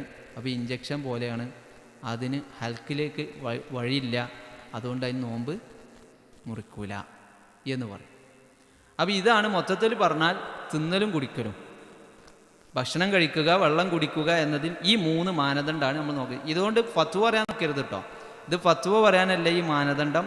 നമുക്ക് പറയപ്പെടുന്ന ഫത്വകൾ പരിശോധിക്കാൻ നമുക്കൊരു ഉറപ്പിന് വേണ്ടിയിട്ടുള്ള മാനദണ്ഡമാണ്. ഇതിൻ്റെ ഫത്വ പറയൽ പണ്ഡിതന്മാരാണ്. അതേസമയം ഇത് മുഖേന നമുക്ക് എന്ത് പറയാൻ കഴിയും? ഇത് ബേസിലാണ് ഇത് നോമ്പ് മുറിക്കൂല എന്ന് ഫത്വ വന്നത്, ഇത് ബേസിലാണ് നോമ്പ് മുറിക്കുമെന്ന് ഫത്വ വന്നത് എന്ന് പറയാനേ നമുക്ക് പറ്റുള്ളൂ. അപ്പോൾ എന്തൊക്കെയാണ്? ഭക്ഷണം കഴിക്കുക, ഭക്ഷണം കഴിക്കുന്ന രൂപത്തിലാകുക, ബിസൂറത്തിലാക്കൽ, ഭക്ഷണം കഴിക്കുന്ന അർത്ഥത്തിലാകുക, ബിമാനലാക്കൽ. ഇതാണ് മാനദണ്ഡം. ഇനി നോമ്പ് മുറിക്കുന്ന കാര്യങ്ങൾ, ഇതിലേക്ക് ഇനിയിപ്പോൾ ഏത് ഉദാഹരണങ്ങൾക്ക് ചേർത്ത് വെക്കുക, അതനുസരിച്ചിരിക്കും ഈ കാര്യങ്ങൾ. ഇനി അടുത്തത് നോമ്പ് മുറിക്കുന്ന കാര്യം പറഞ്ഞത് ഭാര്യ-ഭർത്തൃബന്ധമാണ്. ഭാര്യ-ഭർത്തൃബന്ധം എന്ന് പറഞ്ഞാൽ അത് നോമ്പ് മുറിക്കും, അയാളത് ഖളാ വീട്ടണം. പുറമെ കഫാറത്ത് 60 ദിവസം തുടർച്ചയായി നോമ്പെടുക്കുക എന്നതാണ്. മനഃപൂർവ്വം തുടർച്ച വിട്ടാൽ വീണ്ടും റീസ്റ്റാർട്ട് ചെയ്യണം. അപ്പോൾ 59 ദിവസം നോമ്പെടുത്തു, 60ാമത്തെ ദിവസം മടി കാരണമായാൽ അയാളുടെ 60 ക്യാൻസലായി, വീണ്ടും 60 നോമ്പെടുക്കേണ്ടി വരും. അപ്പോൾ ഗൗരവകരമായ ഒരു കഫാറത്താണ് അള്ളാഹുവിൻ്റെ റസൂല് സല്ലല്ലാഹു അലൈഹി വസല്ലം ഈ വിഷയത്തിന് പഠിപ്പിച്ചിട്ടുള്ളത്. അപ്പോൾ ഒരാൾ നോമ്പ് പിന്നെ മുറിച്ചു കഴിഞ്ഞാൽ, ഭാര്യ-ഭർത്തൃബന്ധം മുഖേന നോമ്പ് മുറിച്ചു കഴിഞ്ഞാൽ അയാൾക്കുള്ള കഫാറത്താണിത്. ഭാര്യ-ഭർത്തൃബന്ധത്തിനല്ല കഫാറത്ത്. ഭാര്യ-ഭർത്തൃബന്ധം നിഷിദ്ധമാണ്, ചിലത് കറാഹത്തുമാണ്. ഭാര്യ-ഭർത്തൃബന്ധം, അതുകൊണ്ട് ഇത് ഫത്വ ചോദിക്കണം. ആ ഫത്വ ചോദിക്കുമ്പോൾ ആളെ പേരും അഡ്രസ്സും ഒന്നും വ്യക്തമാക്കണമെന്നില്ല, പക്ഷെ നടന്ന സംഭവം കൃത്യമായി പറയണം. കാരണം 60 ദിവസം കഫാറത്ത് വരുന്നതുമുണ്ട്, വരാത്തതുമുണ്ട്. 60 ദിവസത്തെ കഫാറത്ത് വരുന്നതുണ്ട്, വരാത്തതുണ്ട്. അപ്പോൾ ഇതൊക്കെ ക്ലാസ് കേൾക്കുമ്പോഴാണ് ചില ആളുകൾ വന്ന് ചോദിക്കും. പക്ഷെ ഒരു വ്യക്തമാക്കിക്കൊണ്ടല്ല നമ്മൾ വ്യക്തമാക്കാൻ നമ്മൾ ആവശ്യപ്പെടില്ല. ഏത് വ്യക്തിയെ വ്യക്തമാക്കേണ്ട ആവശ്യപ്പെതിയിലില്ല. പക്ഷെ നടന്ന സംഭവം ചോദിച്ചാൽ മാത്രമേ എന്താവുള്ളൂ, 60 ദിവസത്തിൻ്റെ കഫാറത്ത് ഉണ്ടോ ഇല്ലേ. കാരണം ഇത് ചില്ലറ കാര്യമില്ല. 60 ദിവസത്തെ കഫാറത്ത് പറഞ്ഞാൽ 60 ദിവസം നോമ്പെടുക്കണം. അതിന് പറ്റാത്ത മാത്രം 60 ദിവസം സാധുക്കൾക്ക് ഭക്ഷണം കൊടുക്കണം. 60 സാധുക്കൾക്ക് ഭക്ഷണം കൊടുക്കണം എന്നാണ് കഫാറത്ത്. അപ്പോൾ അയാൾക്ക് ഇത് നിജപ്പെടുത്തി കിട്ടണമെന്നുണ്ടെങ്കിൽ എന്ത് വേണം? ഇതിൻ്റെ വിശദാംശം അറിയണം. കാരണം ഭാര്യ-ഭർത്തൃബന്ധം എന്ന് പറഞ്ഞാൽ ആ മൊത്തം പിന്നെ പാക്കേജിൽ കറാഹത്തായതുണ്ട്, ഹലാലായതുണ്ട്, ഹറാമായതുണ്ട്. ഹറാമ് തന്നെ ഈ 60 ദിവസത്തെ നോമ്പ് എന്ന് പറഞ്ഞ കഫാറത്ത് വരുന്നതും ഉണ്ട്. അപ്പോൾ അത് നോമ്പ് മുറിക്കും എന്ന് പറഞ്ഞു. ഇനി അതിൽ പണ്ഡിതന്മാർ അതിലേക്ക് ചേർത്തുകൊണ്ട് അതിലേക്ക് മുലഹക്കാക്കിക്കൊണ്ട് പഠിപ്പിച്ചതാണ് മനിയ്യ് പുറപ്പെടുവിക്കൽ, അത് നോമ്പ് മുറിക്കും എന്ന് പറഞ്ഞു. അപ്പോൾ മനിയ്യ് പുറപ്പെടുവിക്കൽ എന്ന് പറഞ്ഞാൽ ഇത് നമ്മൾ പറയുമ്പോൾ സാധാരണ ഇത് കേട്ടിട്ട് പേടിക്കുന്ന കുട്ടികളാണ് പലപ്പോഴും. കുട്ടികൾ നമ്മളെ കണ്ണിലാവും കുട്ടികൾ. ഓല് വന്നിട്ട് അവൻ ചോദിക്കൽ എൻ്റെ നോമ്പ് പോയിക്കണം, ഞാൻ എന്താ കാട്ടേണ്ടി ചോദിക്കും. അപ്പോൾ അതെന്താണെന്ന് ചോദിച്ചാൽ നമ്മുടെ നാട്ടിൽ സ്വയംഭോഗം വ്യാപകമായി പിന്നെ കുട്ടികൾക്കിടയിൽ വ്യാപിക്കുന്നുണ്ട്. അപ്പോൾ ഇതെങ്ങനെയെന്ന് ചോദിച്ചാൽ കുട്ടികളുടെ അടുത്തു നിന്നാണ് ഇതിനെക്കുറിച്ച് മെസ്സേജ് കിട്ടുന്നത്. ഇതിനെക്കുറിച്ച് മെസ്സേജ് കിട്ടേണ്ടത് മുതിർന്നവരിൽ നിന്നാണ്. ആ മുതിർന്നവർ ഒരിക്കലും മദ്രസയിൽ അധ്യാപകരാവണം എന്ന് നമ്മൾ പറയരുത്. മദ്രസയിലെ അധ്യാപകർക്ക് പരിമിതി ഉണ്ട്. ആൺകുട്ടികളും പെൺകുട്ടികളൊക്കെ ഒന്നിച്ചിരിക്കുന്ന ഒരു സദസ്സിൽ ഇത്തരം കാര്യങ്ങൾ വ്യക്തമായി വിശദീകരിക്കുന്നതിന് പരിമിതി ഉണ്ട്. ഇത് ശറൈൻ്റെ കണ്ണിൽ ഇത് പഠിപ്പിച്ചു കൊടുക്കേണ്ടത് ബാപ്പാരും ആൺകുട്ടികൾക്കും ഉമ്മാർ പെൺകുട്ടികൾക്കുമാണ്. ബാപ്പ പെൺകുട്ടിക്കോ ഉമ്മ ആൺകുട്ടിക്കോ ഇത് പഠിപ്പിക്കാൻ പാടില്ല. കാരണം 7 വയസ്സ് വരെയാണ് ലിംഗം നോക്കാതെ മയ്യത്ത് കുളിപ്പിക്കാൻ അനുമതിയുള്ളൂ. ബാപ്പാക്ക് വേണമെങ്കിൽ മോളെ മയ്യത്ത് കുളിപ്പിക്കാം 7 വയസ്സിൻ്റെ താഴെയാണെങ്കിൽ. 7 വയസ്സായാൽ പറ്റൂല. അപ്പോൾ 7 വയസ്സായി കഴിഞ്ഞാൽ ആ ഉമ്മയാവണം ആ പെൺകുട്ടിക്ക് ഇത്തരം കാര്യങ്ങളിൽ ബോധവൽക്കരണം നടത്തേണ്ടത്. ആൺകുട്ടിക്ക് ബാപ്പാര് ബോധവൽക്കരണം നടത്തേണ്ടത്. അത് അറിയാതെ ഔദ്യോഗിക സംഗതിയിൽ നിന്ന് ഇത് അറിയാതെ പോവുകയും അനൗദ്യോഗികമായും തെറ്റായ രീതിയിലൂടെ ഇത് കുട്ടികളുടെ അരികിൽ വാർത്തകളായി സ്വകാര്യ സംഭാഷണങ്ങളായി എത്തുന്നതിൻ്റെയും ദുരന്തം ഇന്ന് നമ്മുടെ നാട്ടിൽ വ്യാപകമാണ്. അതിൻ്റെ ഭൗതികപരമായ ദുരന്തത്തിലപ്പുറം ആത്മീയമായ നോമ്പ് നഷ്ടപ്പെടുക എന്ന് പറയുന്ന ഒരവസ്ഥ വ്യാപകമായി പ്രായപൂർത്തിയെത്തിയ കുട്ടികൾക്ക് സംഭവിക്കുന്നുണ്ട്. അധികം ആളും അറിയാതെ പോകുന്നു. അറിഞ്ഞവരെന്നെ മടി കാരണം ചോദിക്കാതിരിക്കുന്നു. വളരെ കുറഞ്ഞ കുട്ടികളാണ് ഇതിനെക്കുറിച്ച് ചോദിച്ച് ഇതിൻ്റെ മതവിധി തേടി ഇതിന് പ്രതിവിധി എടുക്കണുള്ളൂ. അപ്പോൾ അത് വലിയ അപകടമാണ്. ആത്മീയ ജീവിതം പോവുകയാണ്, ഭൗതിക ജീവിതം പോവുകയാണ്. അതുകൊണ്ട് ഇത് പണ്ഡിതന്മാർ ഇതിലേക്ക് ചേർത്ത് വെച്ചു. അങ്ങനെ മനിയ്യ് പുറപ്പെടുവിച്ചാൽ അത് ഏത് വഴിക്കാണ് ഒരാൾ മനഃപൂർവ്വം ചെയ്തു കഴിഞ്ഞാൽ അയാളുടെ നോമ്പ് മുറിഞ്ഞിരിക്കുന്നു. പക്ഷെ അയാൾക്ക് പകരം എന്തേ ഉള്ളൂ? ഈ നോമ്പ് നോറ്റ് വീട്ടുക എന്നുള്ളതാണ് ഉള്ളത്. ഇനി അടുത്തതാണ് നമ്മൾ പറഞ്ഞു മനഃപൂർവ്വം ഛർദിക്കൽ. മനഃപൂർവ്വം ഛർദിച്ചാൽ നോമ്പ് മുറിയും. അപ്പോൾ അറിയാതെ ഛർദിച്ചാലോ നോമ്പ് മുറിയില്ല. മനഃപൂർവ്വം വായു കൈയിട്ട് ഛർദിച്ചു, അപ്പോൾ നോമ്പ് മുറിയും. അപ്പോൾ ഇത് വേറെ പ്രത്യേകിച്ച് ഇപ്പോൾ അതിലൊന്നുമില്ല. മനഃപൂർവ്വം ഛർദിച്ചാൽ നോമ്പ് മുറിയും, അറിയാതെ ഛർദിച്ചാൽ. പക്ഷെ അതിലൊന്നുണ്ട്, ഈ അറിയാതെ മനഃപൂർവ്വം എന്നുള്ള ഇതിലിക്കൂല. ഇനി മുമ്പ് പറഞ്ഞ എല്ലാത്തിക്കും പോകും. മുമ്പ് പറഞ്ഞ എല്ലാത്തിക്കും എന്ന് പറയാൻ അറിയാതെ തിന്നു, അറിയാതെ കുടിച്ചു, ഭാര്യ ഭർത്തൃബന്ധം അറിയാതെ സംഭവിച്ചു, എന്തില്ല? നോമ്പ് മുറിയുകയില്ല എന്ന് പറയും. അത് മുഖേന നോമ്പ് മുറിയുകയില്ല എന്ന് പറയും. അപ്പോൾ അതിൽ അറിയാതെ എന്ന് പറഞ്ഞാൽ ഒരാളിങ്ങനെ അറിയാതെ വെള്ളം കുടിക്കണാണുണ്ട്. പഹയനക്ക് പഠിച്ചാൽ തിന്നാൻ കൊടുക്കണ നോക്കിയാൽ എന്നാൽ നോക്കിയിരിക്കാൻ പറ്റൂല. അറിഞ്ഞോ പറയണം, ഏത് എനിക്ക് നോമ്പല്ലേ എങ്ങയ്യെന്ന് പറയണം. അപ്പം ഹദീസിലുണ്ടല്ലോ, അത് അള്ളയാണ് അവനെ തീറ്റിച്ചത് കുടിപ്പിച്ചത്. അപ്പോൾ അള്ള അവനെ കുടിപ്പിച്ചു നോക്കിയാന്ന് പറഞ്ഞാൽ നോക്കിയിരിക്കാൻ പറ്റൂല. ചിലപ്പോൾ ആ പഴയ ശീലത്തിന് ഇങ്ങനെ വരും, ദോറിന് വുളു എടുക്കാൻ വരും, വെള്ളം ഇങ്ങനെ കുടിക്കും. ഫസ്റ്റ് നോമ്പൊക്കെ ആകുമ്പോൾ ചിലപ്പോൾ ഓർമ്മ ഉണ്ടാവില്ല. അപ്പോൾ അറിയാതെ ആ ദാഹം മൂത്തിട്ട് അറിയാതെ ചിലപ്പോൾ ആ പൈപ്പും കണ്ട അതായത് നോമ്പ് വെള്ളം കുടിക്കാനൊക്കെ സാധ്യത ഉണ്ട്. അപ്പം അങ്ങനെ അറിയാതെ കുടിക്കണവനെ കണ്ടാൽ അറിയുന്നവൻ ഉണർത്തൽ അയാൾക്ക് വാജിബാണ്, അല്ലെങ്കിൽ അയാൾക്ക് കുറ്റം കിട്ടും. അപ്പോൾ അതിൽ അറിവില്ലായ്മ അല്ലെങ്കിൽ മറക്കുക എന്നുള്ളത് ഈ പറഞ്ഞ എല്ലാറ്റിലും ഇളവാണ്. ഇത് 4 തർക്കമില്ലാത്ത വിഷയങ്ങൾ. ഏത്? ഭക്ഷണം കഴിക്കുക, വെള്ളം കുടിക്കുക, അതേപോലെ ഭാര്യഭർത്തൃ ബന്ധം, അതിലേക്ക് ചേർക്കപ്പെടുന്ന കാര്യങ്ങൾ, മനഃപൂർവ്വം ഛർദ്ദിക്കും. ഇനി തർക്കത്തിലിരിക്കുന്ന വിഷയമാണ്. അത് നമ്മൾക്ക് വ്യാപകമായി നമ്മളെ മസല ചോദ്യങ്ങളിൽ വരുന്നതുകൊണ്ട് അത് നമ്മൾ ചർച്ച ചെയ്തേ പറ്റുള്ളൂ. എന്ത്? ഹിജാമ ചെയ്യാം. ഹിജാമ ചെയ്ത റസൂലുള്ളാഹി സ്വല്ലല്ലാഹു അലൈഹി വസല്ലം പറഞ്ഞു, അഫ്തറൽ ഹാജിമു വൽ മുഹ്തജിമു. ഹിജാമ ചെയ്തോനും ചെയ്തെടുത്ത ഡോക്ടറും നോമ്പുറിച്ചു എന്നാണ്. ചെയ്തോൻക്കും മുറിഞ്ഞു, ചെയ്തു കൊടുത്തോൻ ആരാണ്? അയാളത് നോമ്പുറിഞ്ഞാണ്. അപ്പോൾ അതിൽ പണ്ഡിതന്മാർ പറഞ്ഞു ഈ ചെയ്തു കൊടുത്തവനക്ക് നോമ്പ് മുറിയൽ അയാൾ വായ ഉപയോഗിച്ച് ഹിജാമ ചെയ്താലാണ്. ഹിജാമ ചെയ്യുമ്പോൾ എന്താന്ന ഉദ്ദേശം? നോമ്പ് മുറിച്ചു എന്ന് പറഞ്ഞാൽ മുറിച്ചു അല്ലെങ്കിൽ ഹിജാമ ചെയ്ത് കഴിഞ്ഞാൽ എന്തായി? നോമ്പ് മുറിഞ്ഞു. ഹിജാമ ചെയ്തോ നോമ്പ് മുറിഞ്ഞു. അപ്പോൾ നോമ്പ് മുറിഞ്ഞു എന്നുള്ള പോലെ എടുത്ത് ഇനി നമുക്ക് ഓരോന്ന് ചോദിച്ചു നോക്കാം. രണ്ടാമത്തെ ഒരു അഭിപ്രായം ചോദിച്ചു നോമ്പ് മുറിയില്ല, പക്ഷേ മുറിക്കണം. കാരണം ഹിജാമ ചെയ്താൽ ഒരു ക്യാരറ്റ് ജ്യൂസ് കുടിച്ചാൽ പതിവുണ്ട്. ഹിജാമ ചെയ്താൽ ഒരു ക്യാരറ്റ് ജ്യൂസ് ക്ഷീണം ഉണ്ടാവും. അപ്പോൾ ക്ഷീണം മാറാൻ ഇത് ഇയാൾ നോമ്പിന് ഹിജാമ ചെയ്ത് കഴിഞ്ഞാൽ ഇയാൾ ക്ഷീണം അല്ലെങ്കിൽ വെള്ളമില്ല, ഞയ്ക്ക് ഹിജാമയും കൂടി ചെയ്ത് മിക്കവാറും അവനക്ക് മരിബക്ക് എത്തിക്കാൻ കഴിയില്ല, നോമ്പ് മുറിക്കേണ്ടി വരും. അതുകൊണ്ട് വെറുതെ റിസ്കിന് നിൽക്കണ്ട, നോമ്പ് മുറിക്കേണ്ടി വരും എന്നാണ് ഹദീസിൻ്റെ മായന. അതാണ് കൂടുതൽ ശരി, വല്ലാഹു അലം. കാരണം നബി സല്ലല്ലാഹു അലൈഹി വസല്ലമ നോമ്പുകാരനായിരിക്കെ ഹിജാമ ചെയ്തു എന്ന് ഹദീസുണ്ട്. നോമ്പുകാരനായിരിക്കെ ഹിജാമ ചെയ്തു എന്ന് ഹദീസുണ്ട്. അപ്പോൾ നമ്മൾ ചോദിക്കും ഇത്ര വ്യക്തമായ ഹദീസ് മുസ്ലിമിൻ്റെ ഹദീസാണ്. വ്യക്തമായ ഹദീസ് ഉണ്ടെങ്കിൽ പിന്നെ എന്തിനാ മറ്റൊരു അഫ്തറക്ക് നോമ്പ് മുറിഞ്ഞു എന്ന് അർത്ഥം വെക്കണ് എന്ന് ചോദിക്കാം. ഒരു പറയും ഹിജാമ ചെയ്താൽ നോമ്പ് മുറിയും എന്ന വിധി വരുന്നതിന് മുമ്പാണ് റസൂലുള്ള അത് ചെയ്തിട്ടുണ്ടാവുക എന്നാണ് അതിൻ്റെ വ്യാഖ്യാനം. അപ്പോൾ ഒരിടത്ത ഹദീസ് പ്രശ്നമല്ല. ഇവർ പറഞ്ഞാൽ അങ്ങനെ മുമ്പ് എന്ന് പറയാൻ നമുക്ക് പ്രത്യേകിച്ച് രേഖയില്ലാത്തതുകൊണ്ട് നമ്മൾ ഇതിന് ജം ചെയ്താൽ മതി. അപ്പോൾ ജം ചെയ്യുമ്പോൾ ഹിജാമ ചെയ്താൽ നോമ്പ് മുറിന്നല്ല. റസൂലിനെ സംബന്ധിച്ച് കുഴപ്പമില്ല, നല്ല ആരോഗ്യ ടെൻഷനാണ്, ബാക്കി എല്ലാവരും അങ്ങനെ ആയിക്കൊള്ളുന്നില്ല, അതുകൊണ്ട് റിസ്കിന് നിൽക്കണ്ട, നോമ്പ് കാലത്ത് നിങ്ങൾ എന്ത് ചെയ്യണ്ട, ഹിജാമ ചെയ്യണ്ടെന്നറിയും. അപ്പോൾ നമ്മളതിൽ പ്രബല അഭിപ്രായം ഏതാണെന്നാണ് പറഞ്ഞ് നോമ്പ് മുറിയില്ല, മുറിക്കേണ്ടി വരും. എന്നാൽ ഞാൻ അടുത്ത ചോദ്യം, നോമ്പ് കാലത്ത് രക്തദാനം നടത്തി ബ്ലഡ് ഡൊണേഷൻ നോമ്പ് മുറിയില്ലയോ? നോമ്പ് കാലത്ത് പകലിൽ ഒരാൾ രക്തദാനം ചെയ്തു, നോമ്പ് മുറിയില്ലയോ? ഏതിലാ ചർച്ച വരിക? ഹിജാമയിൽ. അപ്പോൾ എത്ര അഭിപ്രായം ഉണ്ടാവും? രണ്ട് അഭിപ്രായം ഉണ്ടാവും.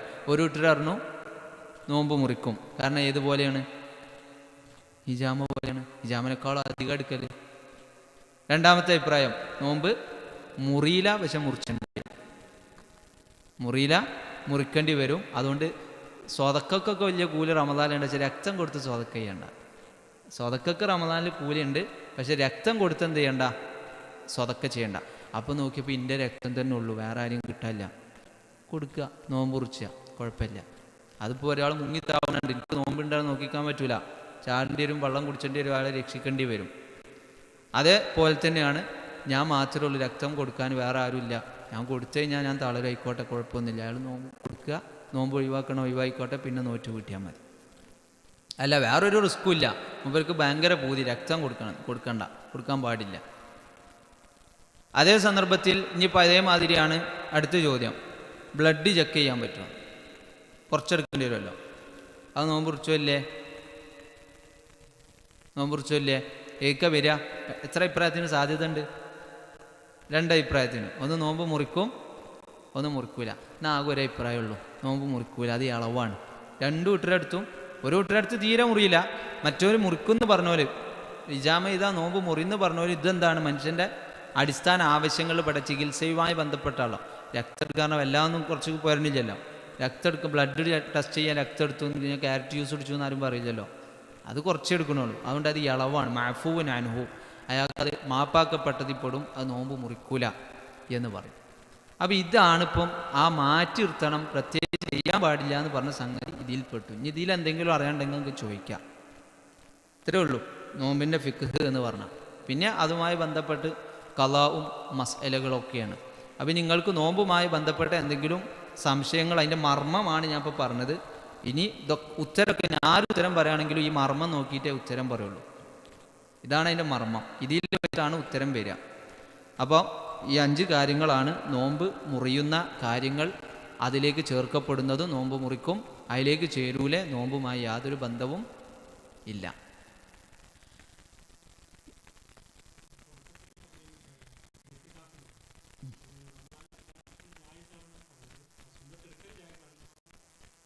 ഇഅ്തികാഫ് ഇരിക്കുക ഒരാൾക്ക് റമദാൻ അല്ലാത്ത സമയത്ത് എപ്പോഴും ചെയ്യാം ഇഅ്തികാഫ്.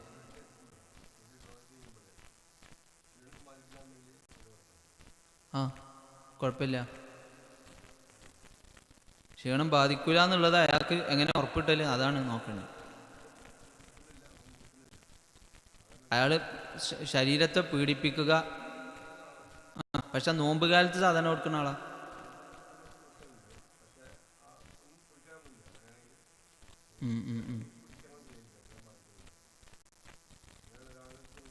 ചോദിച്ച ഉത്തരം ഇതാണ്, ഒഴിവാക്കാനാ പറയുള്ളൂ.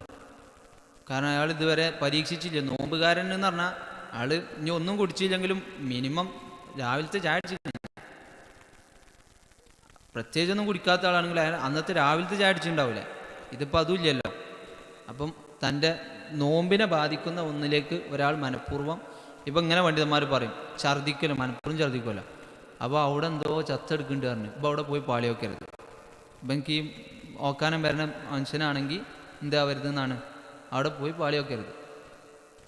കാരണം എന്താ വെച്ചാൽ അവനാൻ്റെ നോമ്പിനെ ഞാനായിട്ട് ഈ ബംഗളാരെയും പോയി വയ്ക്കാളി, ആണ്ട് എടുത്ത് മാറ്റങ്ങളാരെയും പോയിക്കളി, എനിക്ക് ഓക്കാനം വരുന്നതാണെങ്കിൽ പിന്നെ വൈക്ക് പോയിരുന്നു.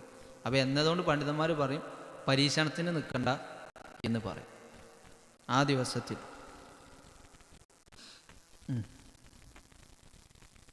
പിന്നെ ഇപ്പം നമ്മുടെ നാട്ടിൽ എങ്ങനെയാണ് തെറ്റിദ്ധാരണ വന്നത് അറിയില്ല. ഈ തറാവീന് 10 കൊടുത്തപ്പോൾ തെറ്റിദ്ധാരണ വന്നാലാണ്. തറാവീന് നമ്മൾ 10 കൊടുത്ത 10 അല്ല, മൂല്യന്മാരെടുത്ത് 10 വേണം. മൂല്യന്മാർ 10 കൊടുത്തു. ഫർള് കള കിട്ടാനുള്ള ആൾ തറാവി സ്കേച്ചിട്ട് കാര്യമില്ല എന്ന് പറഞ്ഞു. ഫർള് കള കിട്ടാനുള്ള ആൾ തറാവി നിസ്കരിച്ചിട്ട് കാര്യമില്ല എന്ന് പറഞ്ഞു. ആ തറാവിൻ്റെ സമയത്ത് നിങ്ങൾ എന്ത് ചെയ്യുക? ഓരോരുത്തർ പറഞ്ഞു നിങ്ങൾ ഓരോ 2 കയറ്റല്ലേ, അപ്പോൾ നഷ്ടപ്പെട്ട ഓരോ സുബി ഓരോ ഇതിൽ നിയ്യത്താക്കുക. നഷ്ടപ്പെട്ട ഓരോ സുബി ഓരോ 2 എന്ത് ചെയ്യുക? നിയ്യത്താക്കുക. പിന്നെ എന്ന് ഫത്വ എടുത്ത്. അപ്പോൾ ഇത് ആൾക്കാരെടുത്താൽ എങ്ങനെ അറിയോ? ഫർള് ഒഴിവാക്കിയ ആൾ സുന്നത്ത് സ്കെച്ചിട്ട് കാര്യമില്ല, എന്നിട്ട് ഫർദും ഇല്ല സുന്നത്തും ഇല്ല, ഇപ്പിലിട്ട് അച്ചാറെന്ന മാങ്ങന്നാണ് എല്ലാവരും ഉണ്ട് അങ്ങാടിയിൽ. ചെക്കന്മാരോട് ചോദിച്ചപ്പോൾ പറഞ്ഞതാണ്, ഉസ്താദ് പറഞ്ഞിരിക്കണം ഫർള് കളായിട്ട് ആൾ തറാവി സ്കരിച്ചിട്ടുണ്ടാന്ന് പറഞ്ഞിട്ടുണ്ട്. അപ്പോൾ ഉസ്താദിനോട് ചോദിച്ചപ്പോൾ മൂപ്പര് പറഞ്ഞതല്ല. അപ്പോൾ ഇത് ഒരാൾക്ക് വെട്ടപ്പെടലല്ലേ, ഇത് ഒരുപാട് മൂല്യന്മാർക്ക് ഈ അമളി പറ്റിയിരിക്കണം. പറ്റുക പറഞ്ഞാൽ ഒരു മാന്യമായ ഒത്തുപെടുത്താണ് ഓരോ മതേബ് അനുസരിച്ച്. പക്ഷെ ചെക്കന്മാർ സ്വീകരിച്ചത് ഇങ്ങനെയാണ്. ഇപ്പോൾ ഫർദും ഇല്ല സുന്നത്തും ഇല്ല, ഒന്നുമില്ലാത്ത കോലാണ്. അപ്പോൾ എന്ന പോലുള്ള ഒരു വിഷയമാവാം ഈ ഗർഭിണിയുമായി ബന്ധപ്പെട്ട്, മുലയൂട്ടുന്ന സ്ത്രീയുമായി ബന്ധപ്പെട്ട നോമ്പിൻ്റെ വിഷയം. ഗർഭിണി ചിലപ്പോൾ നോമ്പ് ഒഴിവാക്കാം, ഒഴിവാക്കാതിരിക്കാം. ഗർഭിണി എന്നത് നോമ്പ് ഒഴിവാക്കാനുള്ള കാരണമല്ല.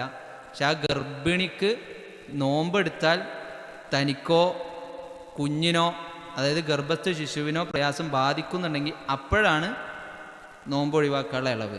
അങ്ങനെ നോമ്പ് ഒഴിവാക്കാം, ഒരു കുഴപ്പമില്ല. നോമ്പ് ഒഴിവാക്കിയാൽ ഞാൻ എന്ത് വേണമെന്നാണ്. അപ്പോൾ ഒരാൾ ചോദിച്ചു, ഞാൻ കഫാറത്ത് കൊടുത്തു കഴിഞ്ഞ് നോറ്റ് കിട്ടണമെന്ന്.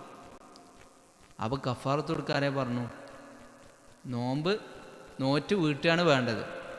നോറ്റ് വീട്ടാൻ കഴിയൂലെങ്കിലാണ് എന്ത് ഈ ഫിദിയ എടുക്കുക. കഫാറത്തിൽ ഫിദിയ നോമ്പ് നോറ്റ് വീട്ടാൻ കഴിയൂലെങ്കിലാണ്. അപ്പോൾ നോക്കുമ്പോൾ അടുപ്പിച്ച് പ്രസവങ്ങളാണ് എന്ന് പറഞ്ഞാൽ നോമ്പ് ഗർഭിണിയായിരുന്നു, പിന്നെ 2 കൊല്ലം മുലയൂട്ടലുണ്ടായിരുന്നു, അപ്പോൾ അടുത്ത ഗർഭമായി. അപ്പോൾ ഒരു 5-6 കൊല്ലം അല്ലെങ്കിൽ ഒരു 10 കൊല്ലം കുറേ നോമ്പ് പെൻഡിങ്ങിലുണ്ടെന്ന് കൂട്ടുക. എന്താ ചെയ്യേണ്ടത്? കാത്തുക്കുക. ഇനി ഒരു 10 കൊല്ലം കാത്തുന്നോട്ടെ, ഒരിക്കലും അളവാണ്. ഞാൻ ആ 10 കൊല്ലത്തിൻ്റെ അടുത്ത് മരിച്ചു കിട്ടിക്കോളി, അപ്പം കൊടുത്താൽ മതി ഫിദിയ. ആ 10 കൊല്ലത്തിൻ്റെ അടുക്ക് എന്തായിന്ന് കൂട്ടുക? മരിച്ചു എന്ന് കൂട്ടുക. മരണപ്പെട്ടു എന്ന് കൂട്ടിയാൽ ആ സന്ദർഭത്തിൽ എന്ത് ചെയ്താൽ മതി? ഓരോ സ്വത്തുനിന്ന് ഫിദിയ എടുത്താൽ മതി. അത് ആ പെണ്ണിൻ്റെ വിഷയം കൊണ്ടാണെങ്കിൽ. അതേസമയം ഗർഭിണിയുടെ വിഷയവും കാര്യം ഈ കുഞ്ഞിൻ്റെ വിഷയത്തിലാണെങ്കിൽ ബാപ്പാക്കാണ് ഉത്തരവാദിത്തം. കഫാറത്തിൻ്റെ ഉത്തരവാദിത്തം ബാപ്പാക്കാണ്. കുഞ്ഞിൻ്റെ വിഷയമാണ് ഡോക്ടർ പറഞ്ഞത്, കുഞ്ഞിന് ദോഷം വരും, അപ്പം ഓളെന്ത് ചെയ്യേണ്ട, നോമ്പ് എടുക്കണ്ടെന്ന് ഡോക്ടർ പറഞ്ഞിരിക്കണമെങ്കിൽ കുഞ്ഞിന് വേണ്ടിയിട്ടാണല്ലോ നോമ്പ് ഒഴിവാക്കിയത്. അപ്പം ഈ ഫിദിയൻ്റെ പൈസ ആരാ കാണണ്ടി? ബാപ്പ. അതേസമയം ആ പെണ്ണിനാണ് ഇഷ്യൂ എന്നുണ്ടെങ്കിൽ അത് ബേസിക്കലി അതിൻ്റെ പൈസ ആരെടുക്കേണ്ടത്? ഓളാണ് എടുക്കേണ്ടത്. ആ ഓളെ സമ്മതത്തോടെ ഭർത്താവിന് എടുക്കാമെന്നാണ് പറയാം. ഭർത്താവിനെ കൊടുത്ത് വീട്ടുക ആരെ സമ്മതത്തോടെ? ഓളെ സമ്മതത്തോടെ. അപ്പോൾ അതിൻ്റെ അടുക്ക് മരണപ്പെട്ടു എന്ന് കൂട്ടുക. അപ്പോൾ അത് ആൾക്കാരെ ബേജാറ് അതാണല്ലോ. ആ മരണപ്പെട്ടു എന്ന് കൂട്ടിയ അപ്പം എന്ത് ചെയ്താൽ മതി? 2 ഓപ്ഷൻ. ഒന്നുകിൽ ആർക്കെങ്കിലും നോമ്പ് നോൽക്കുക, വലിയൻ്റെ സമ്മതത്തോടെ ആർക്കും ഈ പെണ്ണിൻ്റെ ആ നോമ്പ് നോറ്റ് വീട്ടുക, അല്ലെങ്കിൽ ഫിദിയ കൊടുക്കുക. അല്ലാതെ ഇത് നേരത്തെ ഫിദിയ കൊടുക്കേണ്ട പരിപാടിയില്ല. അങ്ങനെ നോൻപ് നോറ്റ് വീട്ടാനുള്ള സ്ത്രീകൾ എന്താ ചെയ്യേണ്ടത്? അവർ വെയിറ്റ് ചെയ്യാം. അവർക്ക് എപ്പോഴാണോ സൗകര്യപ്രദമാവുന്നത് അതുവരെ അവർക്ക് പിന്തിപ്പിക്കൽ അവരെ സംബന്ധിച്ച് അനുവദനീയമാണ്.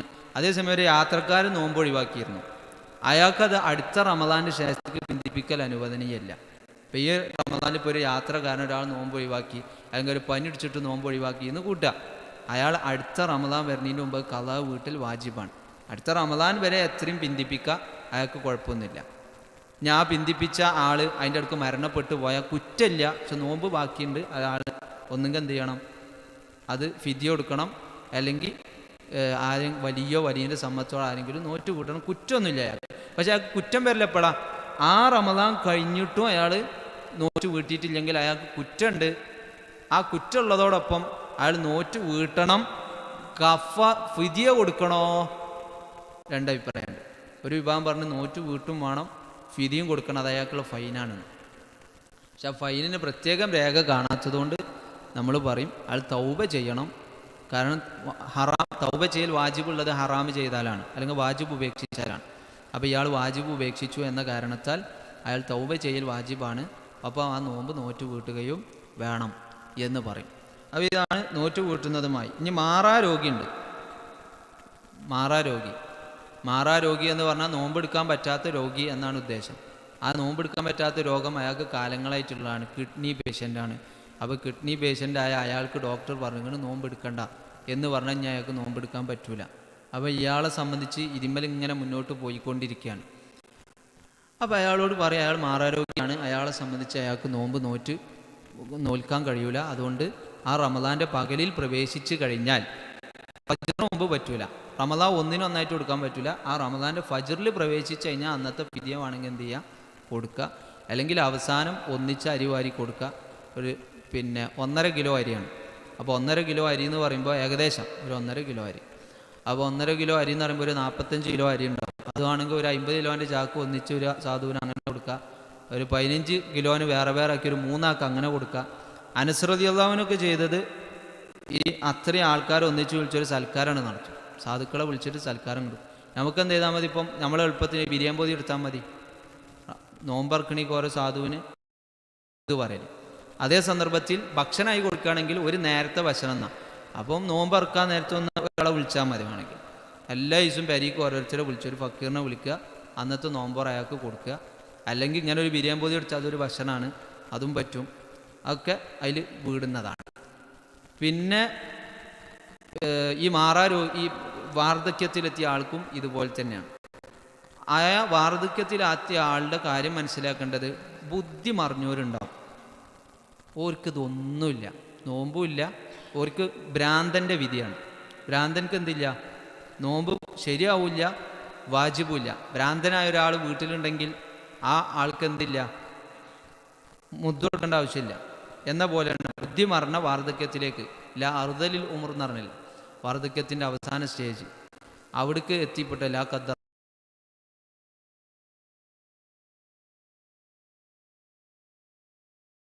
അപ്പോൾ അത് നമ്മൾ കൂട്ടത്തിൽ മനസ്സിലാക്കുക. ഇന്നെ അതിലിപ്പോൾ രസകരമായൊരു മസല പണ്ഡിതന്മാരിൽ ഈ വാർദ്ധക്യത്തിലെത്തിയ ആൾ അല്ലെങ്കിൽ നോമ്പിന് അളവുള്ള ആൾ ഈ മാറാരോഗ്യമൊക്കെ യാത്രയിലാണെങ്കിൽ അയാൾക്ക് അന്നത്തെ ഫിദിയില്ല എന്നാണ് പറയാം. യാത്രയിലാണെങ്കിൽ ഫിദിയില്ല പറഞ്ഞാൽ എന്താ, അയാളെ വെല്ലൂർക്ക് കൊണ്ടുപോകുന്നുണ്ട് 2 ദിവസം ചികിത്സക്ക്. അപ്പോൾ ഇയാൾ യാത്രയിലായല്ലോ. അപ്പോൾ യാത്രയിലായ അന്നത്തെ ഫിദിയ കണക്കൂട്ടണ്ട. കാരണം നോമ്പിന് സാധിക്കുന്ന അവസ്ഥയിലാണല്ലോ നോമ്പ് എടുക്കാൻ കഴിയാഞ്ഞാൽ അയാൾ ഫിദിയ. ഇയാൾ യാത്രക്കാരനായാൽ ഇളവുമ്മല ഓൾറെഡി ഇളവിലാണ് എന്നതുകൊണ്ട് പിന്നെ അയാൾക്ക് ആ വിഷയത്തിൽ എന്ത് വരൂല, ഫിദിയ വരൂല എന്നാണ് വരിക. ഇതൊക്കെയാണ് ഇപ്പോൾ നോമ്പിൻ്റെ മസല. ഇനി ഇതിൽ എന്തെങ്കിലും നിങ്ങൾക്ക് ചോദിക്കാണ്ടെങ്കിൽ ചോദിക്കുക, അല്ലെങ്കിൽ ഞാൻ അടുത്ത വിഷയത്തേക്ക് കയറാം.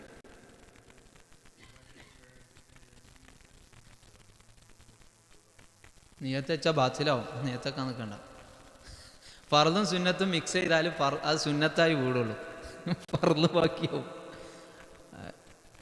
ഫർളും സുന്നത്തും മിക്സ് ചെയ്യാൻ പാടില്ല. ഫർളും സുന്നത്തും മിക്സ് ചെയ്താൽ യങ്കലിബു നഫ്ലൻ, അത് സുന്നത്തായി മറിയും. അങ്ങനെ പറയാം. അറിവില്ലായ്മ കൊണ്ട് അളവുണ്ട് എന്നേ ഉള്ളൂ. അറിഞ്ഞുകൊണ്ട് ചെയ്താൽ അതിന് സുന്നത്തിൻ്റെ ഇതേ കിട്ടുള്ളൂ, ഫർള് വേറെ നോക്കണേ. കാരണം എന്താ പറയുക വെച്ചാൽ അയാൾക്ക് നീയത്ത് ഉറച്ചില്ല എന്നാണ് പറയാം. നീയത്ത് എന്ത് ചെയ്യണം, അസ്മു നീയത്ത് വേണം, നീയത്ത് ഉറക്കണം. നീയത്ത് ഉറപ്പിക്കുക എന്ന് പറഞ്ഞാൽ ഞാൻ ഫർളാണ് നോൽക്കുന്നത് എന്നാണ് അയാൾക്ക് ഉറപ്പ് വേണ്ടത്. ഫർളാണ് നോൽക്കുന്നത് എന്നാണ് അയാൾക്ക് ഉറപ്പ് വേണ്ടത്. ഇയാൾക്ക് ഇപ്പം എന്തേ ഉള്ളൂ? ഫർളും സുന്നത്തും. അപ്പോൾ ഫർളിനെ തനിപ്പിച്ചില്ല, അതുകൊണ്ട് അയാൾ ഫർളിൻ്റെ നിയത്ത് സഹീഹായിട്ടില്ല. അപ്പം അക്കല്ല് മശ്റൂ എന്താണ്? സുന്നത്താണ്. അതുകൊണ്ട് അത് സുന്നത്തായി എങ്കലിബ് സുന്നൻ എന്നാണ് പണ്ഡിതന്മാർ അതിന് വിധി പറഞ്ഞിട്ടുള്ളത്. ഫർളും സുന്നത്തും ഒന്നിച്ചാക്കലില്ല. സുന്നത്തുകൾ ഒന്നിച്ചാക്കാൻ പറ്റുന്നതും പറ്റാത്തതുമുണ്ട്.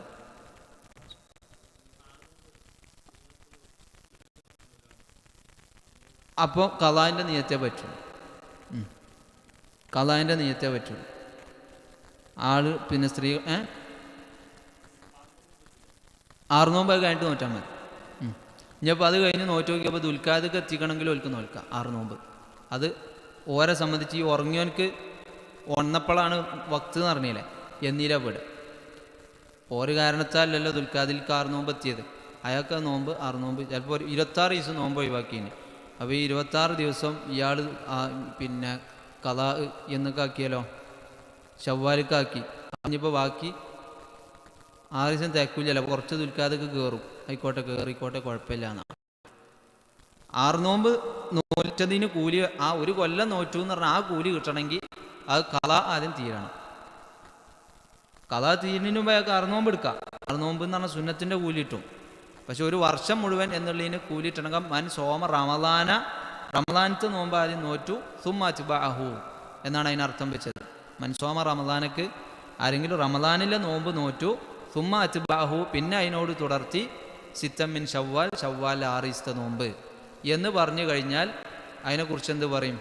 അയാൾക്ക് 6 നോമ്പിൻ്റെ ഈ ഒരു വർഷം മുഴുവൻ നോറ്റു എന്ന് പറഞ്ഞാൽ ആ കൂലി ഉണ്ടല്ലോ, ആ കൂലി കിട്ടിയെന്ന് പറയും. ഖളാ ഉള്ളവനക്ക് 6 നോമ്പ് നോൽക്കാൻ പറ്റുമോ ചോദിച്ചാൽ പറ്റും.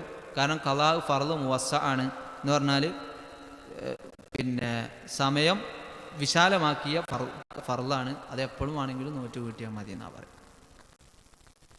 അപ്പോൾ ഇതാണ് നോമ്പിൻ്റെ മസല, പ്രധാനപ്പെട്ട മസലയാണ്. പിന്നെ കുറേ നമുക്ക് കേൾക്കാനും ഒക്കെ ഉണ്ട്, സംവിധാനങ്ങളും കാര്യങ്ങളും ഉണ്ട്, നമുക്ക് കേട്ട് പഠിക്കാം. നോമ്പുമായി ബന്ധപ്പെട്ടൊരു പിന്നെ വിശാലമായ ദൗറ നടന്നിരുന്നു. അതിൻ്റെ റെക്കോർഡ് നിങ്ങൾക്ക് യൂട്യൂബിൽ കിട്ടും. പിന്നെ ഇവിടെ ക്ലാസ് ഉണ്ടായില്ലേ സുബീൻ്റെ ശേഷം? അല്ല, അത് ഉദ്ദേശം തന്നെ നോട്ടുണ്ടാക്കിയത്. പലയിടത്തും അൽഹംദുലില്ലാ വായിക്കുന്നുണ്ട്, ആളുകൾ പഠിക്കുന്നുണ്ട്. ഇനിയിപ്പോൾ അതാണ് നോമ്പ്. ഇനിയിപ്പോൾ നോമ്പിൽ എന്തെങ്കിലും ഉണ്ടോ മസലായിട്ട്? ഉമിനീര് ഉരുട്ടി മുണുങ്ങി നോമ്പ് പറയോ? ദാഹിച്ച് ഗതിയിട്ടിട്ട് ലാസ്റ്റ് ഇങ്ങനെ ഉമിനീര് ശേഖരിച്ചിട്ട് മുണുങ്ങി അവ നോമ്പ് പറയില്ല. എന്താ ഉത്തരം? മുറിയില്ല, അത് ഉള്ളിൽ പെട്ടതാണെന്നാണ്.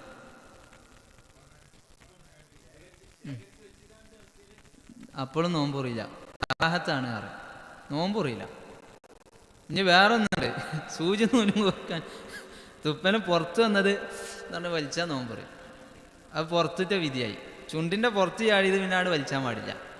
അതുകൊണ്ട് ഈ സൂചി നൂലും കൊടുക്കാൻ പാടില്ല. ആദ്യം സൂചി ഒന്ന് ഈമ്പിയപ്പോൾ അയിമൽ ഉപ്പലായി, പിന്നെ ഒന്നുകൂടി ഈമ്പിയ പുറത്തുള്ളത് ഉള്ളിലേക്ക് കൊണ്ടുപോയലായി. അപ്പോൾ ഭക്ഷണം കഴിക്കുന്ന രൂപത്തിലാവും. അപ്പോൾ നോമ്പ് പറയുന്നറിയും. ഇത് മസാല അങ്ങനെ തന്നെയാണ്.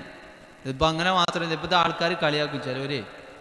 എന്താ ഒരു ഇതിന് ചെയ്യുമ്പോഴത്തേനും നോമ്പ് പറയാന്നൊക്കെ ചോദിക്കാം. നിങ്ങൾ ഭൗതിക വിധി ആലോചിച്ച് നോക്കി. ഒരു കേസ് നടന്നാൽ എങ്ങനെ കോടതിയിൽ വിധി തരില്ലേ? ഒരു കേസ് നടന്നാൽ കോടതിയിൽ എങ്ങനെ വിധി തരില്ലേ?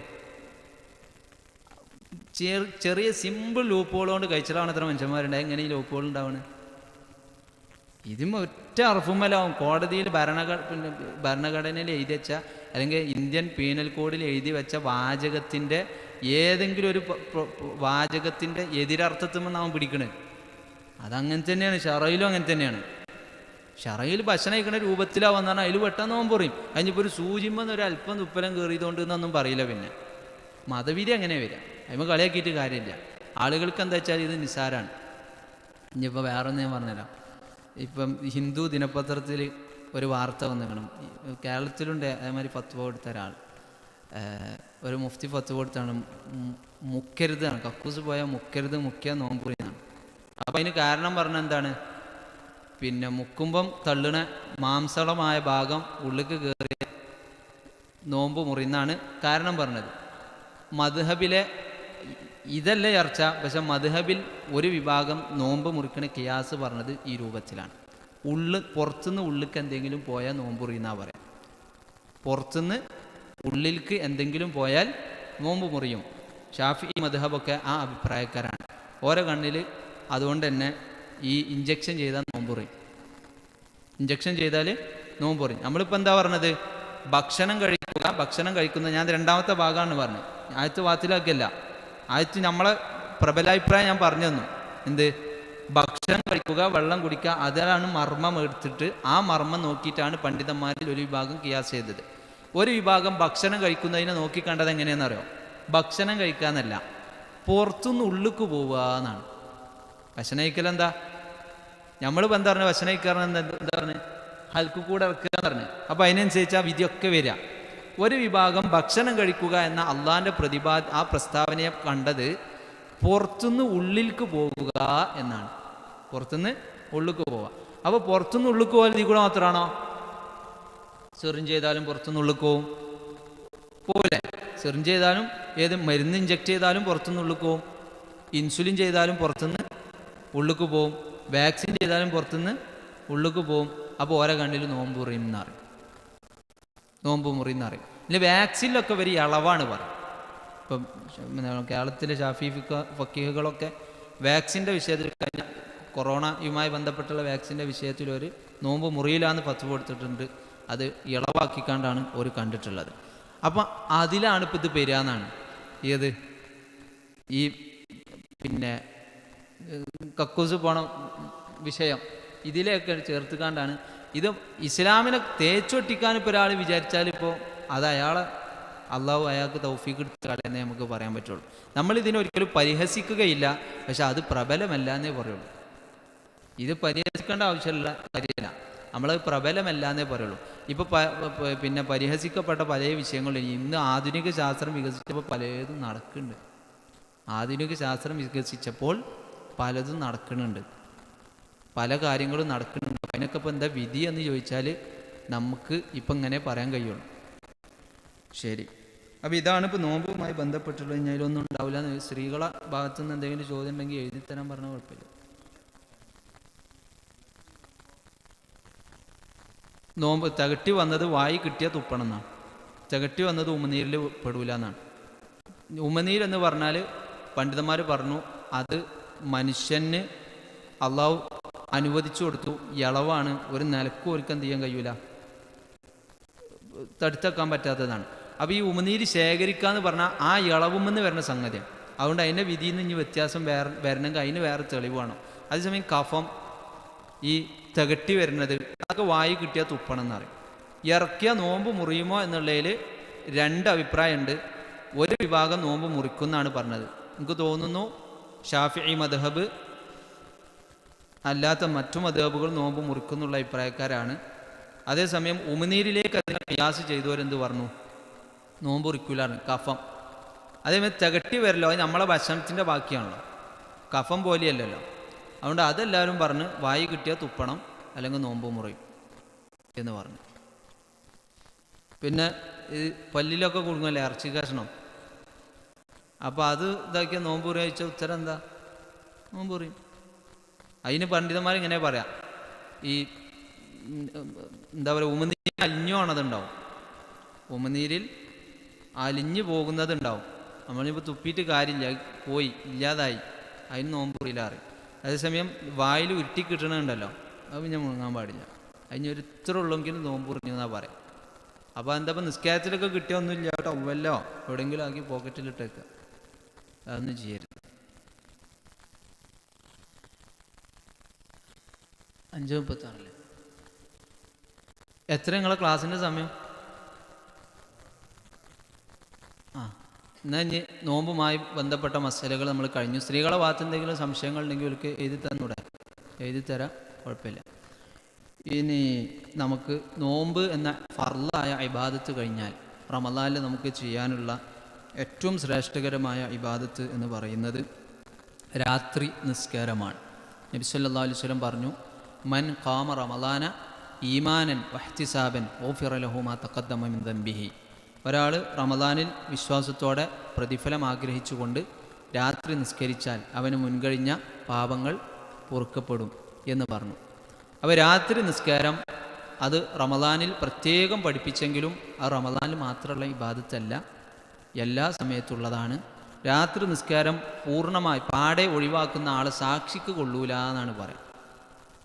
രാത്രി നിസ്കാരം പാടെ ഒഴിവാക്കി അത് അങ്ങനെ ഒരു ഏർപ്പാട് അയാൾക്കില്ല എന്നാണെങ്കിൽ അയാൾ സാക്ഷി നിർത്തും. നമ്മൾ കല്യാണത്തിന് സാക്ഷി നിർത്തൂലേ, കല്യാണത്തിന് സാക്ഷിക്കുമല്ലോ രണ്ടാൾ. ഇവിടെ ഇപ്പോൾ ആരും പിടിച്ച് നിർത്തും. ഇസ്ലാമിക കോടതിയിലാണെങ്കിൽ ഒരാൾ പറയാണ് കേസ് കൊടുത്ത് എന്ത് ഇയാൾ രാത്രി നിസ്കരിച്ചില്ല, അപ്പോൾ ആ സാക്ഷ്യം തള്ളും അടുത്ത. അപ്പോൾ ഈ കേസ് കൊടുക്കുന്ന പാര വെക്കാം, ഏത് സാക്ഷി അയാൾ സാക്ഷ്യം തള്ളും. അപ്പോൾ അയാൾ സാക്ഷി എന്ന ആ വകുപ്പിനൊക്കെ അതിൻ്റെ നടപടി നേരിടേണ്ടി വരും. അപ്പോൾ രാത്രി നിസ്കാരം എന്ന് പറഞ്ഞാൽ ഏത് സമയത്തും വേണ്ടതാണ്. മിനിമം ഒരു റക്അത്താണ്. ആ രാത്രി നിസ്കാരത്തിനെ റമദാനിൽ നബി സല്ലല്ലാഹു അലൈഹി വസല്ലം പ്രത്യേകം പ്രോത്സാഹിപ്പിച്ചു. ആ രാത്രി നിസ്കാരം റമദാനിൽ നിർവഹിക്കുമ്പോൾ അതിന് നമ്മൾ എന്ത് പറയും? തറാവീഹ് എന്ന് പേര് പറയും. ഇനി ഞാൻ ചോദിക്കുന്നത്, രാത്രി നിസ്കാരം അഥവാ റമദാൻ അല്ലാത്തപ്പോൾ നമ്മൾ ഖിയാമുൽ ലൈൽ എന്ന് പറയുമല്ലോ, ഈ ഖിയാമുൽ ലൈലും തറാവീഹ് നിസ്കാരവും വ്യത്യാസമുണ്ടോ? ഇല്ലേ? വ്യത്യാസം ഉണ്ടോ? ഇല്ലേ? വ്യത്യാസമില്ല. വ്യത്യാസം ഉണ്ടോ? ഇല്ലേ? വ്യത്യാസമുണ്ട്. വ്യത്യാസമില്ല, വ്യത്യാസമുണ്ട്. രണ്ട് ഉത്തരവുണ്ട്. വ്യത്യാസമില്ല എന്ന് പറഞ്ഞതിൻ്റെ ഉത്തരമാണ് ഞാൻ ആദ്യം പറഞ്ഞത്. രാത്രി നിസ്കാരം എന്ന് പറഞ്ഞാൽ റമദാനിലും ഉണ്ട്, റമദാനല്ലാത്ത സമയത്തുണ്ട്. ആ രാത്രി നിസ്കാരം എന്ന അർത്ഥത്തിൽ അതുതന്നെയാണ് തറാവീഹ് നിസ്കാരം. ഒരാൾ തറാവീഹ് നിസ്കരിച്ചു, ഞാൻ ഇന്നത്തെ രാത്രി നിസ്കാരം നിർവഹിച്ചിട്ടില്ല എന്ന് പറയില്ല. എന്നും രാത്രി നിസ്കരിക്കുന്ന ആൾ ഷാബാൻ 28-നും രാത്രി നിസ്കരിച്ചു, ഷാബാൻ 29-ൻ്റെ അന്ന് പിന്നെ രാത്രി നിസ്കരിച്ചു, ആ ഷാബാൻ 30-ൻ്റെ അന്ന് പിന്നെ മാസം കാണുന്ന അന്ന് നോക്കിയപ്പോൾ മാസം കണ്ടു പറഞ്ഞ് അന്ന് അയാൾ ജമാഅത്തായി പള്ളിയും തറാവീഹ് നിസ്കരിച്ചു. എന്നിട്ട് അയാൾ പറഞ്ഞു ഞാൻ ഇന്നത്തെ രാത്രി നിസ്കാരം നിർവഹിച്ചിട്ടില്ല, തറാവീഹ് ആയിട്ടുള്ളൂ എന്ന് പറയില്ല. അതുതന്നെയാണ് തലേന്ന് അയാൾ എന്താണോ വീട്ടിൽ നിന്ന് ഒറ്റയ്ക്ക് ചെയ്തത് അതുതന്നെയാണ് പിറ്റേന്ന് അയാൾ ജമാഅത്ത് ചെയ്തത്. ഓക്കെ, എന്നാ ഇനി വ്യത്യാസമുണ്ട്. എന്താ വ്യത്യാസം? രാത്രി നിസ്കാരത്തിന് ജമാഅത്ത് പ്രത്യേകം സുന്നത്തില്ല, തറാവീഹ് നിസ്കാരം ജമാഅത്ത് പ്രത്യേകം സുന്നത്തുണ്ട്. അതുകൊണ്ടാണ് നമ്മൾ അതുവരെ ഒറ്റയ്ക്ക് നിസ്കരിച്ചോൾ മാസം കണ്ടോ എന്ന് വിചാരിച്ചാൽ അന്ന് അതുവരെ പെരിയിൽ നിസ്കരിച്ച ആളും ചിലപ്പോൾ എന്ത് വരും? പള്ളിക്ക് വരും. എന്നിട്ട് റമദാൻ 29 കഴിഞ്ഞ് 30-ൻ്റെ അന്ന് മാസം നോക്കി അന്ന് ഇമാമു പെരിയിൽ പോയി, അല്ലെങ്കിൽ തലേന്ന് തന്നെ പോവും. അന്ന് പിന്നെ പള്ളിക്കൽ ഇശാഇൻ്റെ ശേഷം ജമാഅത്തൊന്നുമില്ല. എന്താ? ഇനി ജമാഅത്ത് സുന്നത്തില്ല. തറാവീഹ് എന്നുള്ള അടിസ്ഥാനത്തിൽ റമദാനിൽ മാത്രമേ എന്തുള്ളൂ? ജമാഅത്ത് പ്രത്യേകം സുന്നത്തുള്ളൂ. അല്ലാത്ത സമയത്ത് ജമാഅത്ത് ഇടക്ക് പറ്റും. സ്ഥിരമാക്കൽ ബിദ്അത്താണ്. പിന്നെ നബി സല്ലല്ലാഹു അലൈഹി വസല്ലമയുടെ കൂടെ ഇടക്കൊക്കെ സഹാബത്ത് ജമാഅത്തിന് റമദാൻ അല്ലാത്തപ്പോഴും കൂടലുണ്ടായിരുന്നു. ഇബ്നു മസ്ഊദ്, അബൂ ഹുറൈറ, ഹുദൈഫ ഇബ്നുൽ യമാൻ തുടങ്ങിയ സഹാബത്തിൽ നിന്നൊക്കെ, ഇബ്നു അബ്ബാസ് ഇവരടുത്തു നിന്നൊക്കെ റസൂലുള്ളാഹിൻ്റെ കൂടെ ഒരു രാത്രിയിൽ പിന്നെ കൂടിൻ്റെ അനുഭവങ്ങൾ ഹദീസായിട്ട് വന്നിട്ടുണ്ട്. അപ്പോൾ അതിനെക്കുറിച്ച് പണ്ഡിതന്മാർ പറയുന്നത് എന്താണെന്ന് വെച്ചാൽ റസൂലുള്ളാഹി സ്വല്ലല്ലാഹു അലൈഹി വസല്ലമയുടെ രാവും പകലും ശരീഅത്താണ്. നബി സല്ലല്ലാഹു അലൈഹി വസല്ലമയുടെ രാവും പകലും എന്താണ്? ശരീഅത്താണ്. അപ്പോൾ രാത്രിയും റസൂലുള്ളാഹിൻ്റെ സുന്നത്താൾ ഇങ്ങനെ നടന്നുകൊണ്ടിരിക്കുകയാണല്ലോ. ഉറങ്ങുമ്പോഴും സുന്നത്തിലാണല്ലോ റസൂലുള്ളാഹി. അപ്പോൾ ഈ ഉറങ്ങുമ്പോഴും സുന്നത്താണ്. അതൊക്കെ ഭാര്യമാർ റിപ്പോർട്ട് ചെയ്യും. പള്ളി കിടന്നുറങ്ങിയതാണെങ്കിൽ സഹാബത്ത് റിപ്പോർട്ട് ചെയ്യും. അപ്പോൾ നബി സല്ലല്ലാഹു അലൈഹി വസല്ലം രാത്രി നിസ്കരിക്കുമ്പോൾ ചിലപ്പോൾ ഈ വാതിൽ തുറന്നു വെക്കും, വാതിൽ ചാരി വെക്കും, അടക്കൂല. രാത്രി നിസ്കാരത്തിന് നീച്ചു കഴിഞ്ഞാൽ പിന്നെന്താക്കുക വെച്ചാൽ സ്ത്രീകൾക്ക് മറട്ട് കാണ്ട് നബി നിസ്കരിക്കണം അവിടെ പെരീക്ക് ആരെങ്കിലും വന്നാൽ കയറാൻ പറ്റുന്ന കോലത്തിൽ വാതിൽ തുറന്നു വെക്കും. അപ്പോൾ ചിലപ്പോൾ ഒക്കെ സഹാബത്ത് രാത്രി ഇറന്നുകാണ്ട് റസൂലിൻ്റെ കൂടെ നിസ്കരിച്ചാൽ പൂതിയായിട്ട് വരും. അപ്പോൾ അങ്ങനെ വാതിൽ തുറന്ന് വെച്ചിട്ടുണ്ടാവും, കയറും, റസൂലിൻ്റെ പിന്നെ കൂടി നിസ്കരിക്കും. അങ്ങനെ റസൂൽ ഒറ്റ റക്അത്ത് മാത്രം നിസ്കരിച്ചൊക്കെ ഹുദൈഫത്ത് ഇബ്നുൽ യമാൻ റളിയല്ലാഹു അൻഹു റിപ്പോർട്ട് ചെയ്യുന്നുണ്ട്. ഒറ്റ റക്അത്ത്, ആ റക്അത്ത് ഇങ്ങനെ നീണ്ടു പോയി എന്നാ. അപ്പോൾ ചിലപ്പോൾ പറ്റുന്ന അർത്ഥം. സ്ഥിരമാക്കൽ ബിദ്അത്താണ്. രാത്രി നിസ്കാരം ജമാഅത്തായി സ്ഥിരം നിർവഹിക്കൽ ബിദ്അത്താണ്. തറാവീഹോ ഇല്ല, 30 ദിവസം സ്ഥിരം ബിദ്അത്താണെന്ന് നമ്മളെ കേരളത്തിൽ. ജമാഅത്ത് തറാവീഹ് നിസ്കാരം ബിദ്അത്താക്കുന്നു എന്ന് പറഞ്ഞവരുണ്ട്. അപ്പോൾ ഒരു ന്യായം പറയൽ ഇതാണ്. ബുഖാരിൻ്റെ ഹദീസിലുണ്ട്, നബി സല്ലല്ലാഹു അലൈഹി വസല്ലം ടെൻ്റ് ഇട്ടിക്കാണ്ട് നിസ്കരിച്ചാണ്. അവസാനത്തെ 10-ലെ നബി സല്ലല്ലാഹു അലൈഹി വസല്ലം ഇഅ്തികാഫിന് ഇരിക്കുമ്പം ടെൻ്റ് ഉണ്ടാവും പള്ളിക്കൽ. ഇവിടെ ഇപ്പോൾ ടെൻ്റ് ഇട്ടി കഴിഞ്ഞാൽ ഇപ്പോൾ നിസ്കരിച്ച സ്ഥലം ഉണ്ടാവില്ല. അവിടുത്തെ അവിടെ ഇങ്ങനെ ഒരു മറാണ്ട് കിട്ടും. മറ കെട്ടിയിട്ട് അതിൻ്റെ ഉള്ളിൽ കയറി ബാത്ത് ചെയ്യലാണ്. അപ്പോൾ നബി സല്ലല്ലാഹു അലൈഹി വസല്ലം ഇതേമാതിരി അതിൻ്റെ ഉള്ളിൽ കയറിയാണ് നിസ്കാരം തുടങ്ങി. നിസ്കാരം കണ്ടപ്പോൾ ഒരാൾ പിന്നെ കൂടി, അടുത്ത ആൾ കൂടി കൂടി കൂടി കൂടി കൂടി ഒന്നാമത്തെ ദിവസം, അതായത് 23 രാവിന് അത് കഴിഞ്ഞ് ഇത് കേട്ടറിഞ്ഞുകാണ്ട് അതിൻ്റെ രാസാണ്ട് കേട്ടറിഞ്ഞു. 25 രാവിന് പിന്നെ ആൾക്കാർ കൂടി. 25 രാവിനെ പിന്നെ നബി സല്ലല്ലാഹു അലൈഹി വസല്ലമിൻ്റെ ഈ ജമാഅത്ത് നടക്കും. അപ്പോൾ അതിനും കൂടി ആളുകൾ പിന്നെയും വർദ്ധിച്ചു, പള്ളി കവിഞ്ഞു. 26 രാവിന് ആളുകളാണ് തടിച്ചുകൂടി. നബി സല്ലല്ലാഹു അലൈഹി വസല്ലം ടെൻറ്റിൽ നിന്ന് പുറത്തു തന്നെ ഇറങ്ങിയില്ല, നിസ്കരിച്ചാനില്ല. നബി സല്ലല്ലാഹു അലൈഹി വസല്ലം ഇവർ കാണുക നിസ്കരിച്ചില്ല. എന്നിട്ട് റസൂലുള്ളാഹി സ്വല്ലല്ലാഹു അലൈഹി വസല്ലം പറഞ്ഞു, അങ്ങക്ക് ഫർളാവുമെന്ന് പേടിച്ചിട്ടാണ്. കാരണം രാത്രി നിസ്കാരം ആദ്യം ഫർളായിരുന്നു. രാത്രി നിസ്കാരം ആദ്യം എന്തായിരുന്നു? ഫർളായിരുന്നു ഇസ്ലാമിൻ്റെ തുടക്കത്തിൽ. ഖുമില്ലൈല ഇല്ലാ ഖലീല, സൂറത്ത് മുസമ്മിൽ രാത്രി നിസ്കരിക്കണം എന്നേന്. പിന്നെ പറഞ്ഞു അള്ളാഹു ആ സൂറത്തിൻ്റെ അവസാനത്തിൽ റബ്ബക തഅലമു അന്നക തഖൂമു അദ്നാ മിൻ സുലുസൈൽ ലൈൽ എന്ന് പറഞ്ഞുകൊണ്ട് അള്ളാഹ് പറഞ്ഞു അലിമ അല്ലം തുഹ്സു ഫതാബ അലൈക്കും. അള്ളാഹു സുബ്ഹാനഹു വ തആല പറഞ്ഞു നിങ്ങൾക്ക് എന്ത് ചെയ്തിരിക്കണം, അള്ളാഹ് മാപ്പാക്കി തന്നിരിക്കുന്നതുകൊണ്ട് ഫഖറുമാ തയസ്സറ മിൻ, കഴിയണ മാതിരി നിസ്കരിച്ചോളി എന്ന് സുന്നത്താക്കി കൊടുത്തു. അത് ഇനിയും ജനങ്ങളെ ആവേശമൊക്കെ കണ്ടിട്ട് ഫർളാകുമോ എന്ന് ഭയന്നിട്ടാണ് റസൂലുള്ളാഹി സ്വല്ലല്ലാഹു അലൈഹി വസല്ലം അന്ന് ഇറങ്ങാതെ വന്നത്. നബി സല്ലല്ലാഹു അലൈഹി വസല്ലം അപ്പോഴും വാക്കാൽ ഒരു കാര്യം പറഞ്ഞിട്ടുണ്ട്. എന്താ വാക്കാൽ പറഞ്ഞത്? ആരെങ്കിലും റമദാനിൽ ഇമാമിൻ്റെ കൂടെ പിരിയുന്നത് വരെ രാത്രി നിസ്കരിച്ചാൽ നമുക്ക് രാത്രി മുഴുവൻ നിസ്കരിച്ച പ്രതിഫലം എഴുതപ്പെടും എന്ന് റസൂലുള്ളാഹി സ്വല്ലല്ലാഹു അലൈഹി വസല്ലം പറഞ്ഞിരുന്നു. ആ വാക്കാലുള്ള സുന്നത്തുണ്ട്. ഇനി റസൂലിൻ്റെ ഈ ഫെയിലിയായ സുന്നത്തുണ്ട്. റസൂലിൻ്റെ വഫാത്തായി ഇനി ഫർളാക്കലില്ല ശരീഅത്തിൽ. അബൂബക്കർ സിദ്ദീഖ് റളിയല്ലാഹുവിൻ്റെ കാലം 2 കൊല്ലാണ്. ഒരുപാട് തിരക്കുകളുണ്ടായിരുന്നു. ഇങ്ങനെയുള്ള ആഭ്യന്തരമായ ഈ വിഷയങ്ങളിൽ ശ്രദ്ധ ചെലുത്താൻ അബൂബക്കർ സിദ്ദീഖ് റളിയല്ലാഹുവിൻ്റെ സമയത്ത് സാധിക്കുമായിരുന്നില്ല. അതിനാത്രം മുർത്തദീങ്ങളായിട്ടുള്ള യുദ്ധം ആകെ കലുഷിതമായിരുന്നു രാഷ്ട്രീയം എന്ന് പറഞ്ഞാൽ. അപ്പോൾ അതിൻ്റെ തിരക്കിലായിരുന്നു. ഉമർ റളിയല്ലാഹുവിന് നീണ്ട 10 കൊല്ലം ഭരണത്തിന് അവസരം കിട്ടി. അവർ 4-5 കൊല്ലങ്ങൾക്ക് പിന്നിട്ട ശേഷം ഉമർ റളിയല്ലാഹു അൻഹു ഈ പള്ളിയിൽ നോക്കിയപ്പം ചെറിയ ചെറിയ ജമാഅത്തായിട്ട് അവിടെയും ഇവിടെയൊക്കെ ഇങ്ങനെ നിസ്കാരം കണ്ടപ്പം ഉമർ റളിയല്ലാഹു അൻഹു ഒറ്റ ജമാഅത്താക്കിയാണ്ട് സംഘടിപ്പിച്ചു. അത് സ്ഥിരം ജമാഅത്തായി അന്ന് മുതൽ. അപ്പോൾ അത് എവിടുന്ന ഉമർ റളിയല്ലാഹുവിൻ്റെ രേഖ? നബി സല്ലല്ലാഹു അലൈഹി വസല്ലം ഈ നിസ്കരിച്ചതും റസൂലിൻ്റെ കൗലും അതിൽ നിന്നുള്ള ഇസ്തിംബാത്തും ഒക്കെയാണ്. അതുകൊണ്ടാണ് തറാവീ ജമാഅത്ത് അത് പ്രത്യേകം സുന്നത്തുണ്ട് എന്ന് പറയുന്നത്. എന്നാൽ അതില്ലാത്ത സമയത്ത് അതുകൊണ്ട് തറാവീ വേറെയും രാത്രി നിസ്കാരം വേറെയാണെന്ന് ചോദിച്ചാൽ എന്താ ഉത്തരം? അല്ലാന്ന് ഉത്തരമുണ്ട്, ആണെന്ന് ഉത്തരമുണ്ട്. അല്ലാന്ന് ഉത്തരമുണ്ട് പറഞ്ഞാൽ ഇങ്ങനെ ഒരാൾ തറാവീ നിസ്കരിച്ചു, ഞാൻ ഇന്നത്തെ ഖിയാം നിസ്കരിച്ചില്ല എന്ന് പറയണ്ട, അതന്നെ അന്നത്തെ ഖിയാം എന്ന് പറയും. ഇനി ഒരാൾക്ക് രാത്രി നിസ്കരിക്കുമ്പം ആളുകൾ ചിലർ കാണാം, അതൊക്കെ ഇപ്പോൾ കുറേ മാറിയിരിക്കണമെന്നുണ്ട്, 8 കഴിഞ്ഞിട്ട് 3-ന് പെരിയിൽ പോകുന്നു. അത് ഈ ഹദീസിനെതിരാണ്. പണ്ഡിതന്മാർ പറഞ്ഞു അത് ഉത്തമത്തിനെതിരാണ്.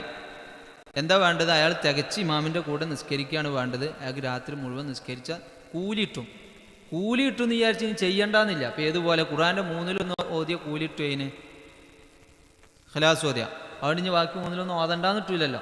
എന്ന പോലെ അയാൾക്ക് ഇനി നിസ്കരിക്കുകയാണെന്നെങ്കിൽ നിസ്കരിക്കാം. എങ്ങനെ ഇപ്പം അയാൾ ഇവിടെ നിന്ന് വിത്തറാക്കിയിരിക്കണം, വിത്തറാക്കിയ ആൾക്ക് ഇനിയും ഒരു 2:30-ക്കൊക്കെ നല്ല ഉഷാറ് എഴുന്നേറ്റ് നോക്കിയപ്പോൾ നല്ല ഉഷാറായിട്ട് നിൽക്കുന്നുണ്ട്. അയാൾ നിസ്കരിക്കാൻ പൂതിയുണ്ട്, അയാൾക്ക് ഷറ തടഞ്ഞിട്ട് അയാൾക്ക് നിസ്കരിക്കാം. ഇനി വിത്തറാക്കലില്ല, ബാക്കിയാവുന്നുണ്ട് ഒരു രാത്രി ഒരു വിത്തറേ ഉള്ളൂ. ഈ 2 അയാൾക്ക് എത്രയും നിസ്കാരം നിർവഹിക്കാവുന്നതാണ്. ഇനിയും അടുത്തൊന്ന്, അവർ രാത്രി നിസ്കാരം ആയതുകൊണ്ട് തന്നെ അയാൾക്ക് ഉറക്കൻ ഓതും ചെയ്യാം. പകലിലെ സുന്നത്ത് നിസ്കാരത്തിൽ ഉറക്കവത്തില്ല. ഒരാൾക്ക് പകലും ആണെങ്കിൽ തോന്നി എത്ര നിസ്കരിക്കാലോ, കണക്കൊന്നുമില്ലല്ലോ. രാത്രി പകൽ സുന്നത്ത് നിസ്കാരത്തിൽ എന്തില്ല, ഉറക്കനോത്തില്ല. രാത്രി സുന്നത്തായതുകൊണ്ട് അയാൾക്ക് ഉറക്കൻ ഓതി തന്നെ നിസ്കരിക്കും ചെയ്യാം.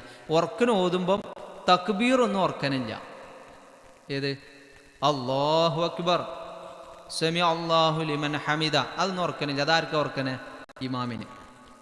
ഖിറാഅത്താകുന്നു ഈ ഒറ്റക്ക് നിസ്കരിക്കണമെങ്കിൽ ഉറക്കനോ അതറിഞ്ഞില്ലേ, അത് ഓത്തിലാണ് ഉറക്കനുള്ളത്, അത് ഖിറാഅത്തിലാണ്. അതേസമയം തക്ബീറും ഉയർച്ച താഴ്ചയിലെ ദിക്റുകൾ തക്ബീറുകൾ അത് ഇമാമിനെ സംബന്ധിച്ചാണ് ഉറക്കനെ സുന്നത്തുള്ളത്. മഅ്മൂമിനോ ഒറ്റക്ക് നിസ്കരിക്കണമെനിക്കും അതിൽ സുന്നത്തില്ല. ഖിറാഅത്താണ് ഒറ്റക്ക് നിസ്കരിക്കണമെനിക്കും സുന്നത്തായിട്ടുള്ളത്. അപ്പോൾ അങ്ങനെ അയാൾക്ക് എത്രയും ഒറ്റക്ക് നിസ്കരിക്കാം. ഇനി അയാൾ എന്നും അയാൾക്ക് 2 മണിക്ക് അല്ലെങ്കിൽ ഇങ്ങനെ നീച്ച് നിസ്കരിക്കൽ അയാളുടെ ഉറപ്പുപ്പെട്ടതാണ്. എന്നുണ്ടെങ്കിൽ അയാൾക്ക് എന്ത് ചെയ്യുക, ഈ ഇമാമിൻ്റെ കൂടെ തന്നെ 11 നിസ്കരിച്ച് ഇമാം സലാം വീട്ടുമ്പോൾ അതുകൊണ്ട് ഇരട്ടാക്കുക. അയാൾ ഒറ്റക്ക് നിസ്കരിക്കുക, ഒന്ന് എഴുന്നേൽക്കുക, അതും കൂടി രണ്ടാക്കിയിട്ട് അയാൾക്ക് പിരിയാം. പിന്നെ ബാക്കി അയാൾക്ക് എപ്പോഴാ വെച്ചാൽ നിസ്കരിച്ച് പൂർത്തിയാക്കി അവസാനം എന്ത് ചെയ്യുക, വിത്തറാക്കുക. അപ്പം ഏറ്റവും അഫ്ളലുമായി വിത്തർ ഏറ്റവും അവസാനമാക്കല സുന്നത്ത്. ആദ്യത്തെ ഓപ്ഷനിൽ അയാൾ വിത്തർ ഇടക്കാക്കിയത്, ഇതിലെന്താക്കി അയാൾ അഫ്ളലും എടുത്ത് എന്ത് വിത്തർ അവസാനമാക്കുക എന്ന അഫ്ളലും അയാൾ എടുത്തു. അപ്പോൾ അയാൾക്കത് അങ്ങനെയാക്കും. ഇനിയിപ്പോൾ അയാൾ വിത്തർക്ക് നിയ്യത്താക്കി കഴിഞ്ഞാൽ പിന്നെ അയാൾ ഒറ്റയാക്കാൻ പോവാണ്. രാത്രി നിസ്കാരത്തിൻ്റെ അവസാനത്തിനാണ് വിത്തർ എന്ന് പറയാം ഈ ഒറ്റയാക്കൽ. അപ്പോൾ അയാൾ ഒറ്റയാക്കാൻ പോവാണ്. അപ്പോൾ ഒറ്റയാക്കാൻ നിയ്യത്താക്കി കഴിഞ്ഞാൽ ഇനി അയാൾ 11ൻ്റെ മേലെ നിസ്കരിക്കാൻ പാടില്ല. ഒറ്റയാക്കാൻ നിയ്യത്താക്കി കഴിഞ്ഞാൽ 11 കൂടി നിസ്കരിക്കാൻ പാടില്ല. അപ്പം ഞാൻ അയാൾ ഒറ്റയാക്കാൻ തീരുമാനിച്ചു കഴിഞ്ഞാൽ അയാളോട് അടുത്തുള്ള ചോദ്യം, എത്ര റക്അത്തുകൊണ്ട് ഒറ്റയാക്കാനാ തീരുമാനം എന്നാ? എത്ര റക്അത്തുകൊണ്ട് ഒറ്റയാക്കാനാ തീരുമാനം? അപ്പം ഞാൻ 1 റക്അത്തുകൊണ്ട് നിസ്കരിക്കുക, 1 റക്അത്ത് സലാം വീട്ടുക, സംശയമില്ല. 3 റക്അത്തുകൊണ്ട് 2 രൂപം. ഒന്ന് നമ്മൾ സാധാരണ കാണുന്ന മാതിരി 2 റക്അത്ത് നിസ്കരിക്കുന്നു, സലാം വീട്ടുന്നു, ഉടൻ എഴുന്നേൽക്കുന്നു, നിസ്കരിക്കുന്നു, സലാം വീട്ടുന്നു. ആ 3ാമത്തെ റക്അത്ത് ഉണ്ടല്ലോ, അതിലെന്തില്ല, പ്രാരംഭ പ്രാർത്ഥന ഉണ്ടാവില്ല, ഇതിൻ്റെ ബാക്കിയായതുകൊണ്ട്. ആദ്യത്തെ 2 ഇല്ലേ? അതേസമയം തറാവീക്കോ ഓരോ ഈ 2ലും പ്രാരംഭ പ്രാർത്ഥന ഉണ്ട്, സ്വതന്ത്ര നിസ്കാരം. ഓരോ ഈ 2 റക്അത്തിലും എന്ത് ചെയ്യുക, പ്രാരംഭ പ്രാർത്ഥന ഉണ്ട്. അതേപോലെ 2ാമത്തെ റക്അത്ത് തശഹൂദ് പൂർത്തിയാക്കലൊക്കെ ഉണ്ട്. അതേ സന്ദർഭത്തിൽ വിത്ർക്കാണ് നിയ്യത്ത് വെച്ചിട്ടുള്ള ആ 3 റക്അത്തിൽ 2ാമത്തെ റക്അത്തിൽ അയാൾ സലാം വീട്ടുന്നത് അയാളോട് തശഹൂദ് തയ്ച്ച് ചെല്ലാം. അത് കഴിഞ്ഞ് എഴുന്നേൽക്കുക, അതിൽ എന്ത് വേണമെന്നില്ല, പ്രാരംഭ പ്രാർത്ഥന വേണ്ട, കാരണം ഈ ആദ്യത്തെ 2ൻ്റെ ബാക്കിക്കാരനാണ്.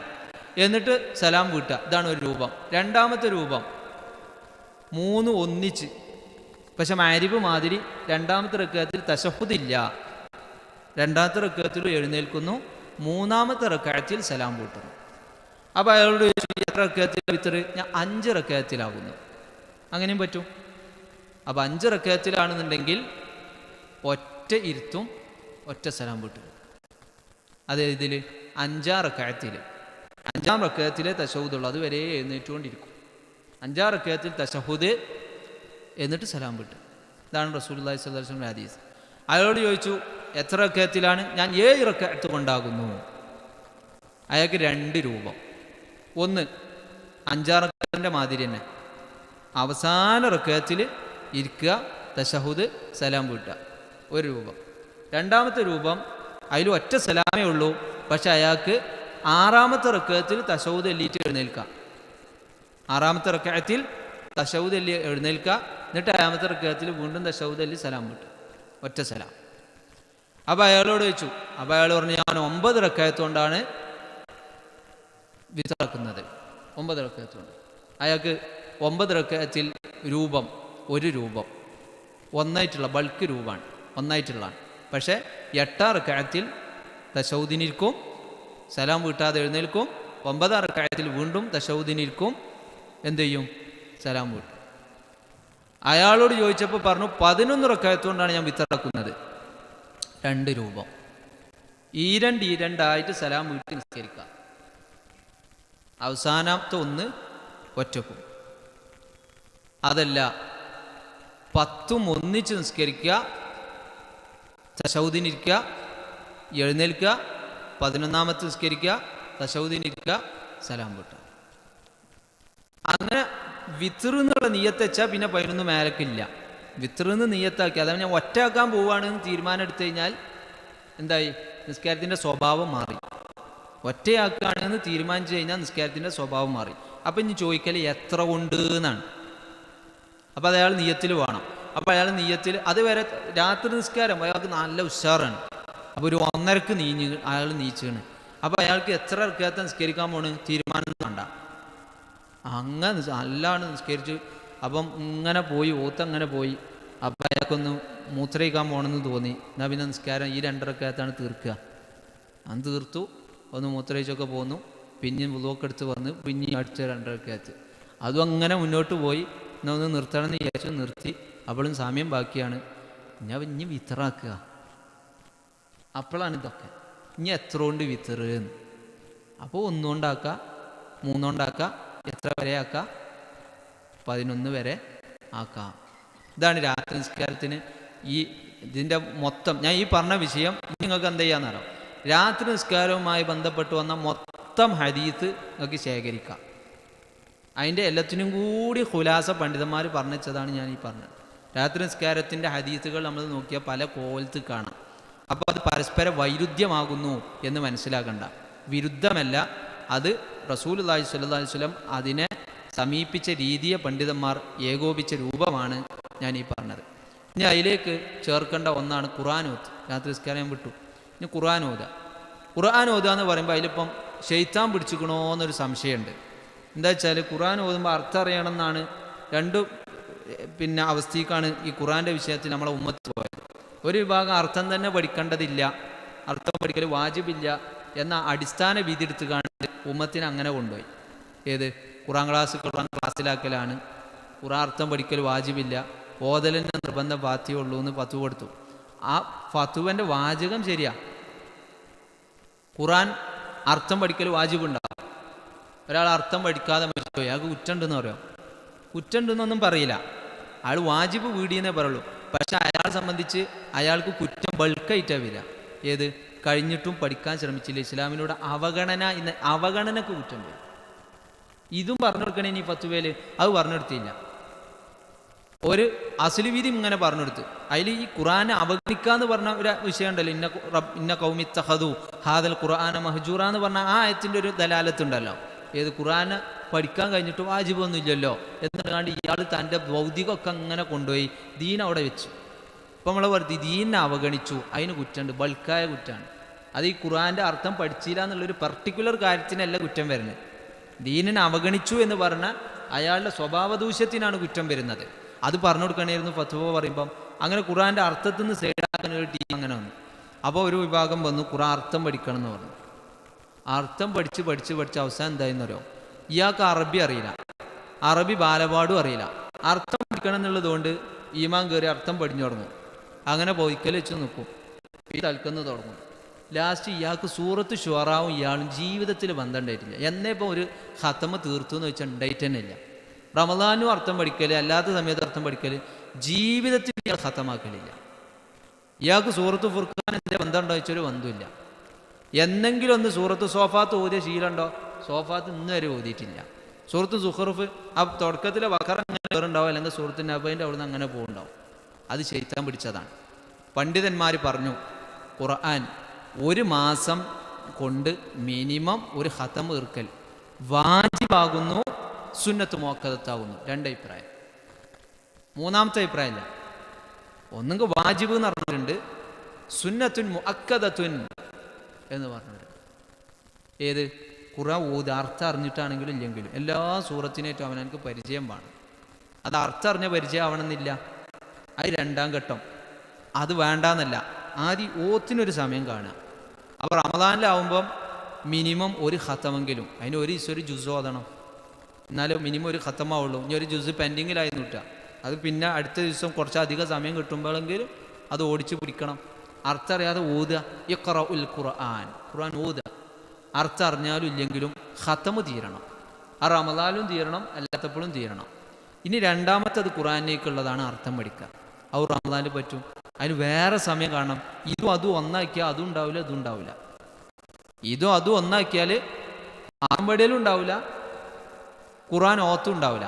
അവിടെ ഖുർആൻ സമയം കാണാം, അർത്ഥം പഠിക്കാൻ വേറെ സമയം കാണാം. അപ്പോൾ അർത്ഥം വെല്ലേ പോവുള്ളൂ. പ്രത്യേകിച്ച് അറബി അറിയാത്തവരാണെങ്കിൽ മെല്ലെ പോവുള്ളൂ, പക്ഷെ അതിന് കൂലിയുണ്ട്. ആ അർത്ഥം പഠിക്കുക.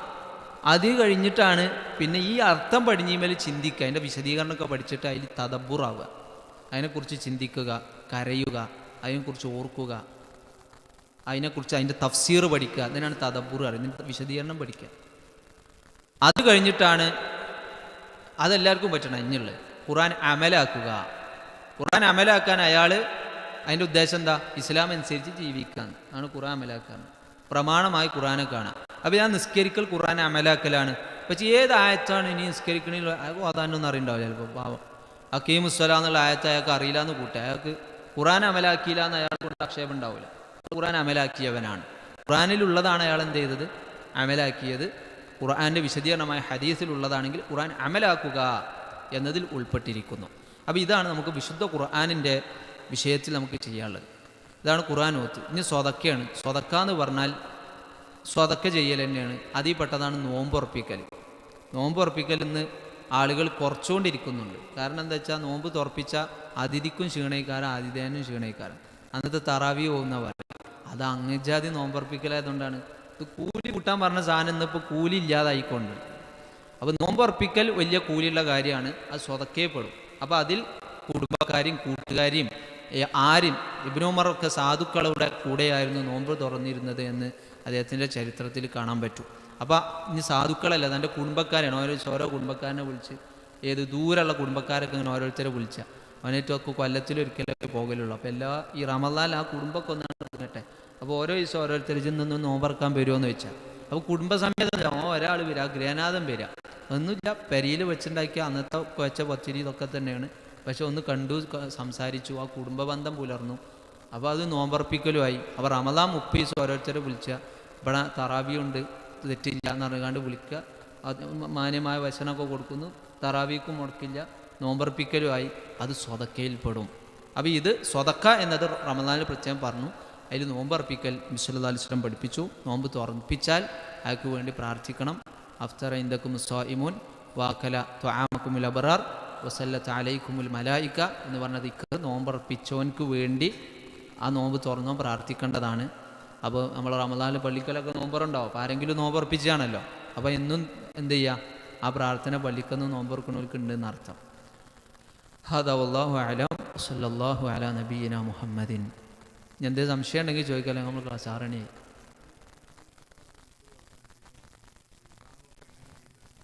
അത് നോക്കണ്ട. ഇനി ഇമാമ അവസാനത്തെ 3 ചിലപ്പം വിത്തറിലേക്കാരോ, നിങ്ങൾ അവസാനത്തെ 1 വിത്തർ കൂടിക്കോളി, അതൊന്നും കുഴപ്പമില്ല. ഇമാമിൻ്റെ നിയത്ത് ഫർദ് സുന്നത്തിലും കൂടി ഇല്ലല്ലോ. സുന്നത്ത് സ്കരിക്കണ ആളെ പിന്നിൽ ഫർദ് സ്കരിക്കാം, മഗ്രിബ് സ്കരിക്കണ ആളെ പിന്നിൽ ഇശാ സ്കരിക്കാം, അതൊന്നും വിരോധമില്ല. ഇമാമിൻ്റെ നിയ്യത്ത് അറിയണമെന്നില്ല. എല്ലാപ്പോഴും ഒരു മാസം മിനിമം, ഒരു മാസം കൊണ്ട് ഖത്തമാക്കണം. കൊല്ലം മുഴുവൻ, ജീവിതം മുഴുവൻ. അത് വാജിബ് അല്ലെങ്കിൽ സുന്നത്തുൽ മുഅക്കദ.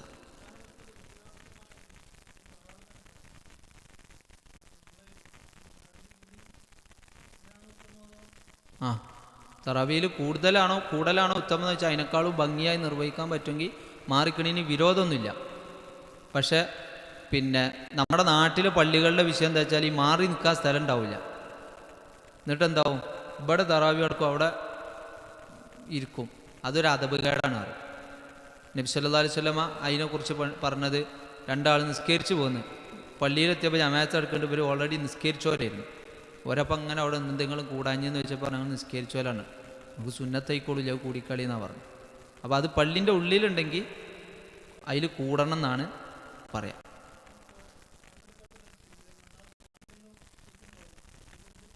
പിന്നെ വിത്തറാക്കണ്ട, ഈ വിത്തർ കൂടിയാൽ അവിടെ വിത്തറില്ല. ഇവിടെ 12 വാക്കാം, അപ്പോഴും പറ്റും. അതിന് നേരത്തെ പറഞ്ഞല്ലോ, ഇതിലെന്താക്കുക, ഇമാമ് 11 അതിന് സലാം കിട്ടുമല്ലോ. അപ്പോൾ ഇയാൾ എഴുന്നേൽക്കുക, ഒരു റക്കാത്തും കൂടി കൂട്ടുക, സലാം വീട്ടുക, അപ്പോൾ 12 ആയല്ലോ. ഇവിടെ ബാക്കി അതിൽ കൂടുക, കുഴപ്പമില്ല. അല്ലാഹു സുബ്ഹാനഹു വ തആല പരിശുദ്ധമായ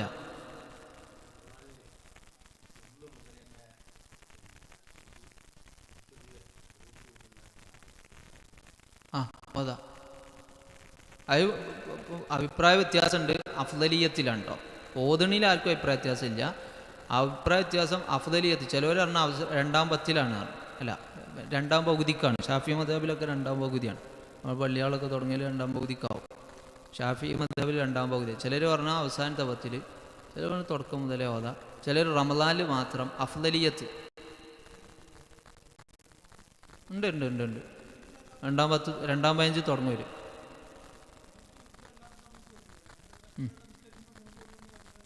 ഏത് അത് ഇത്ര ഓതാ.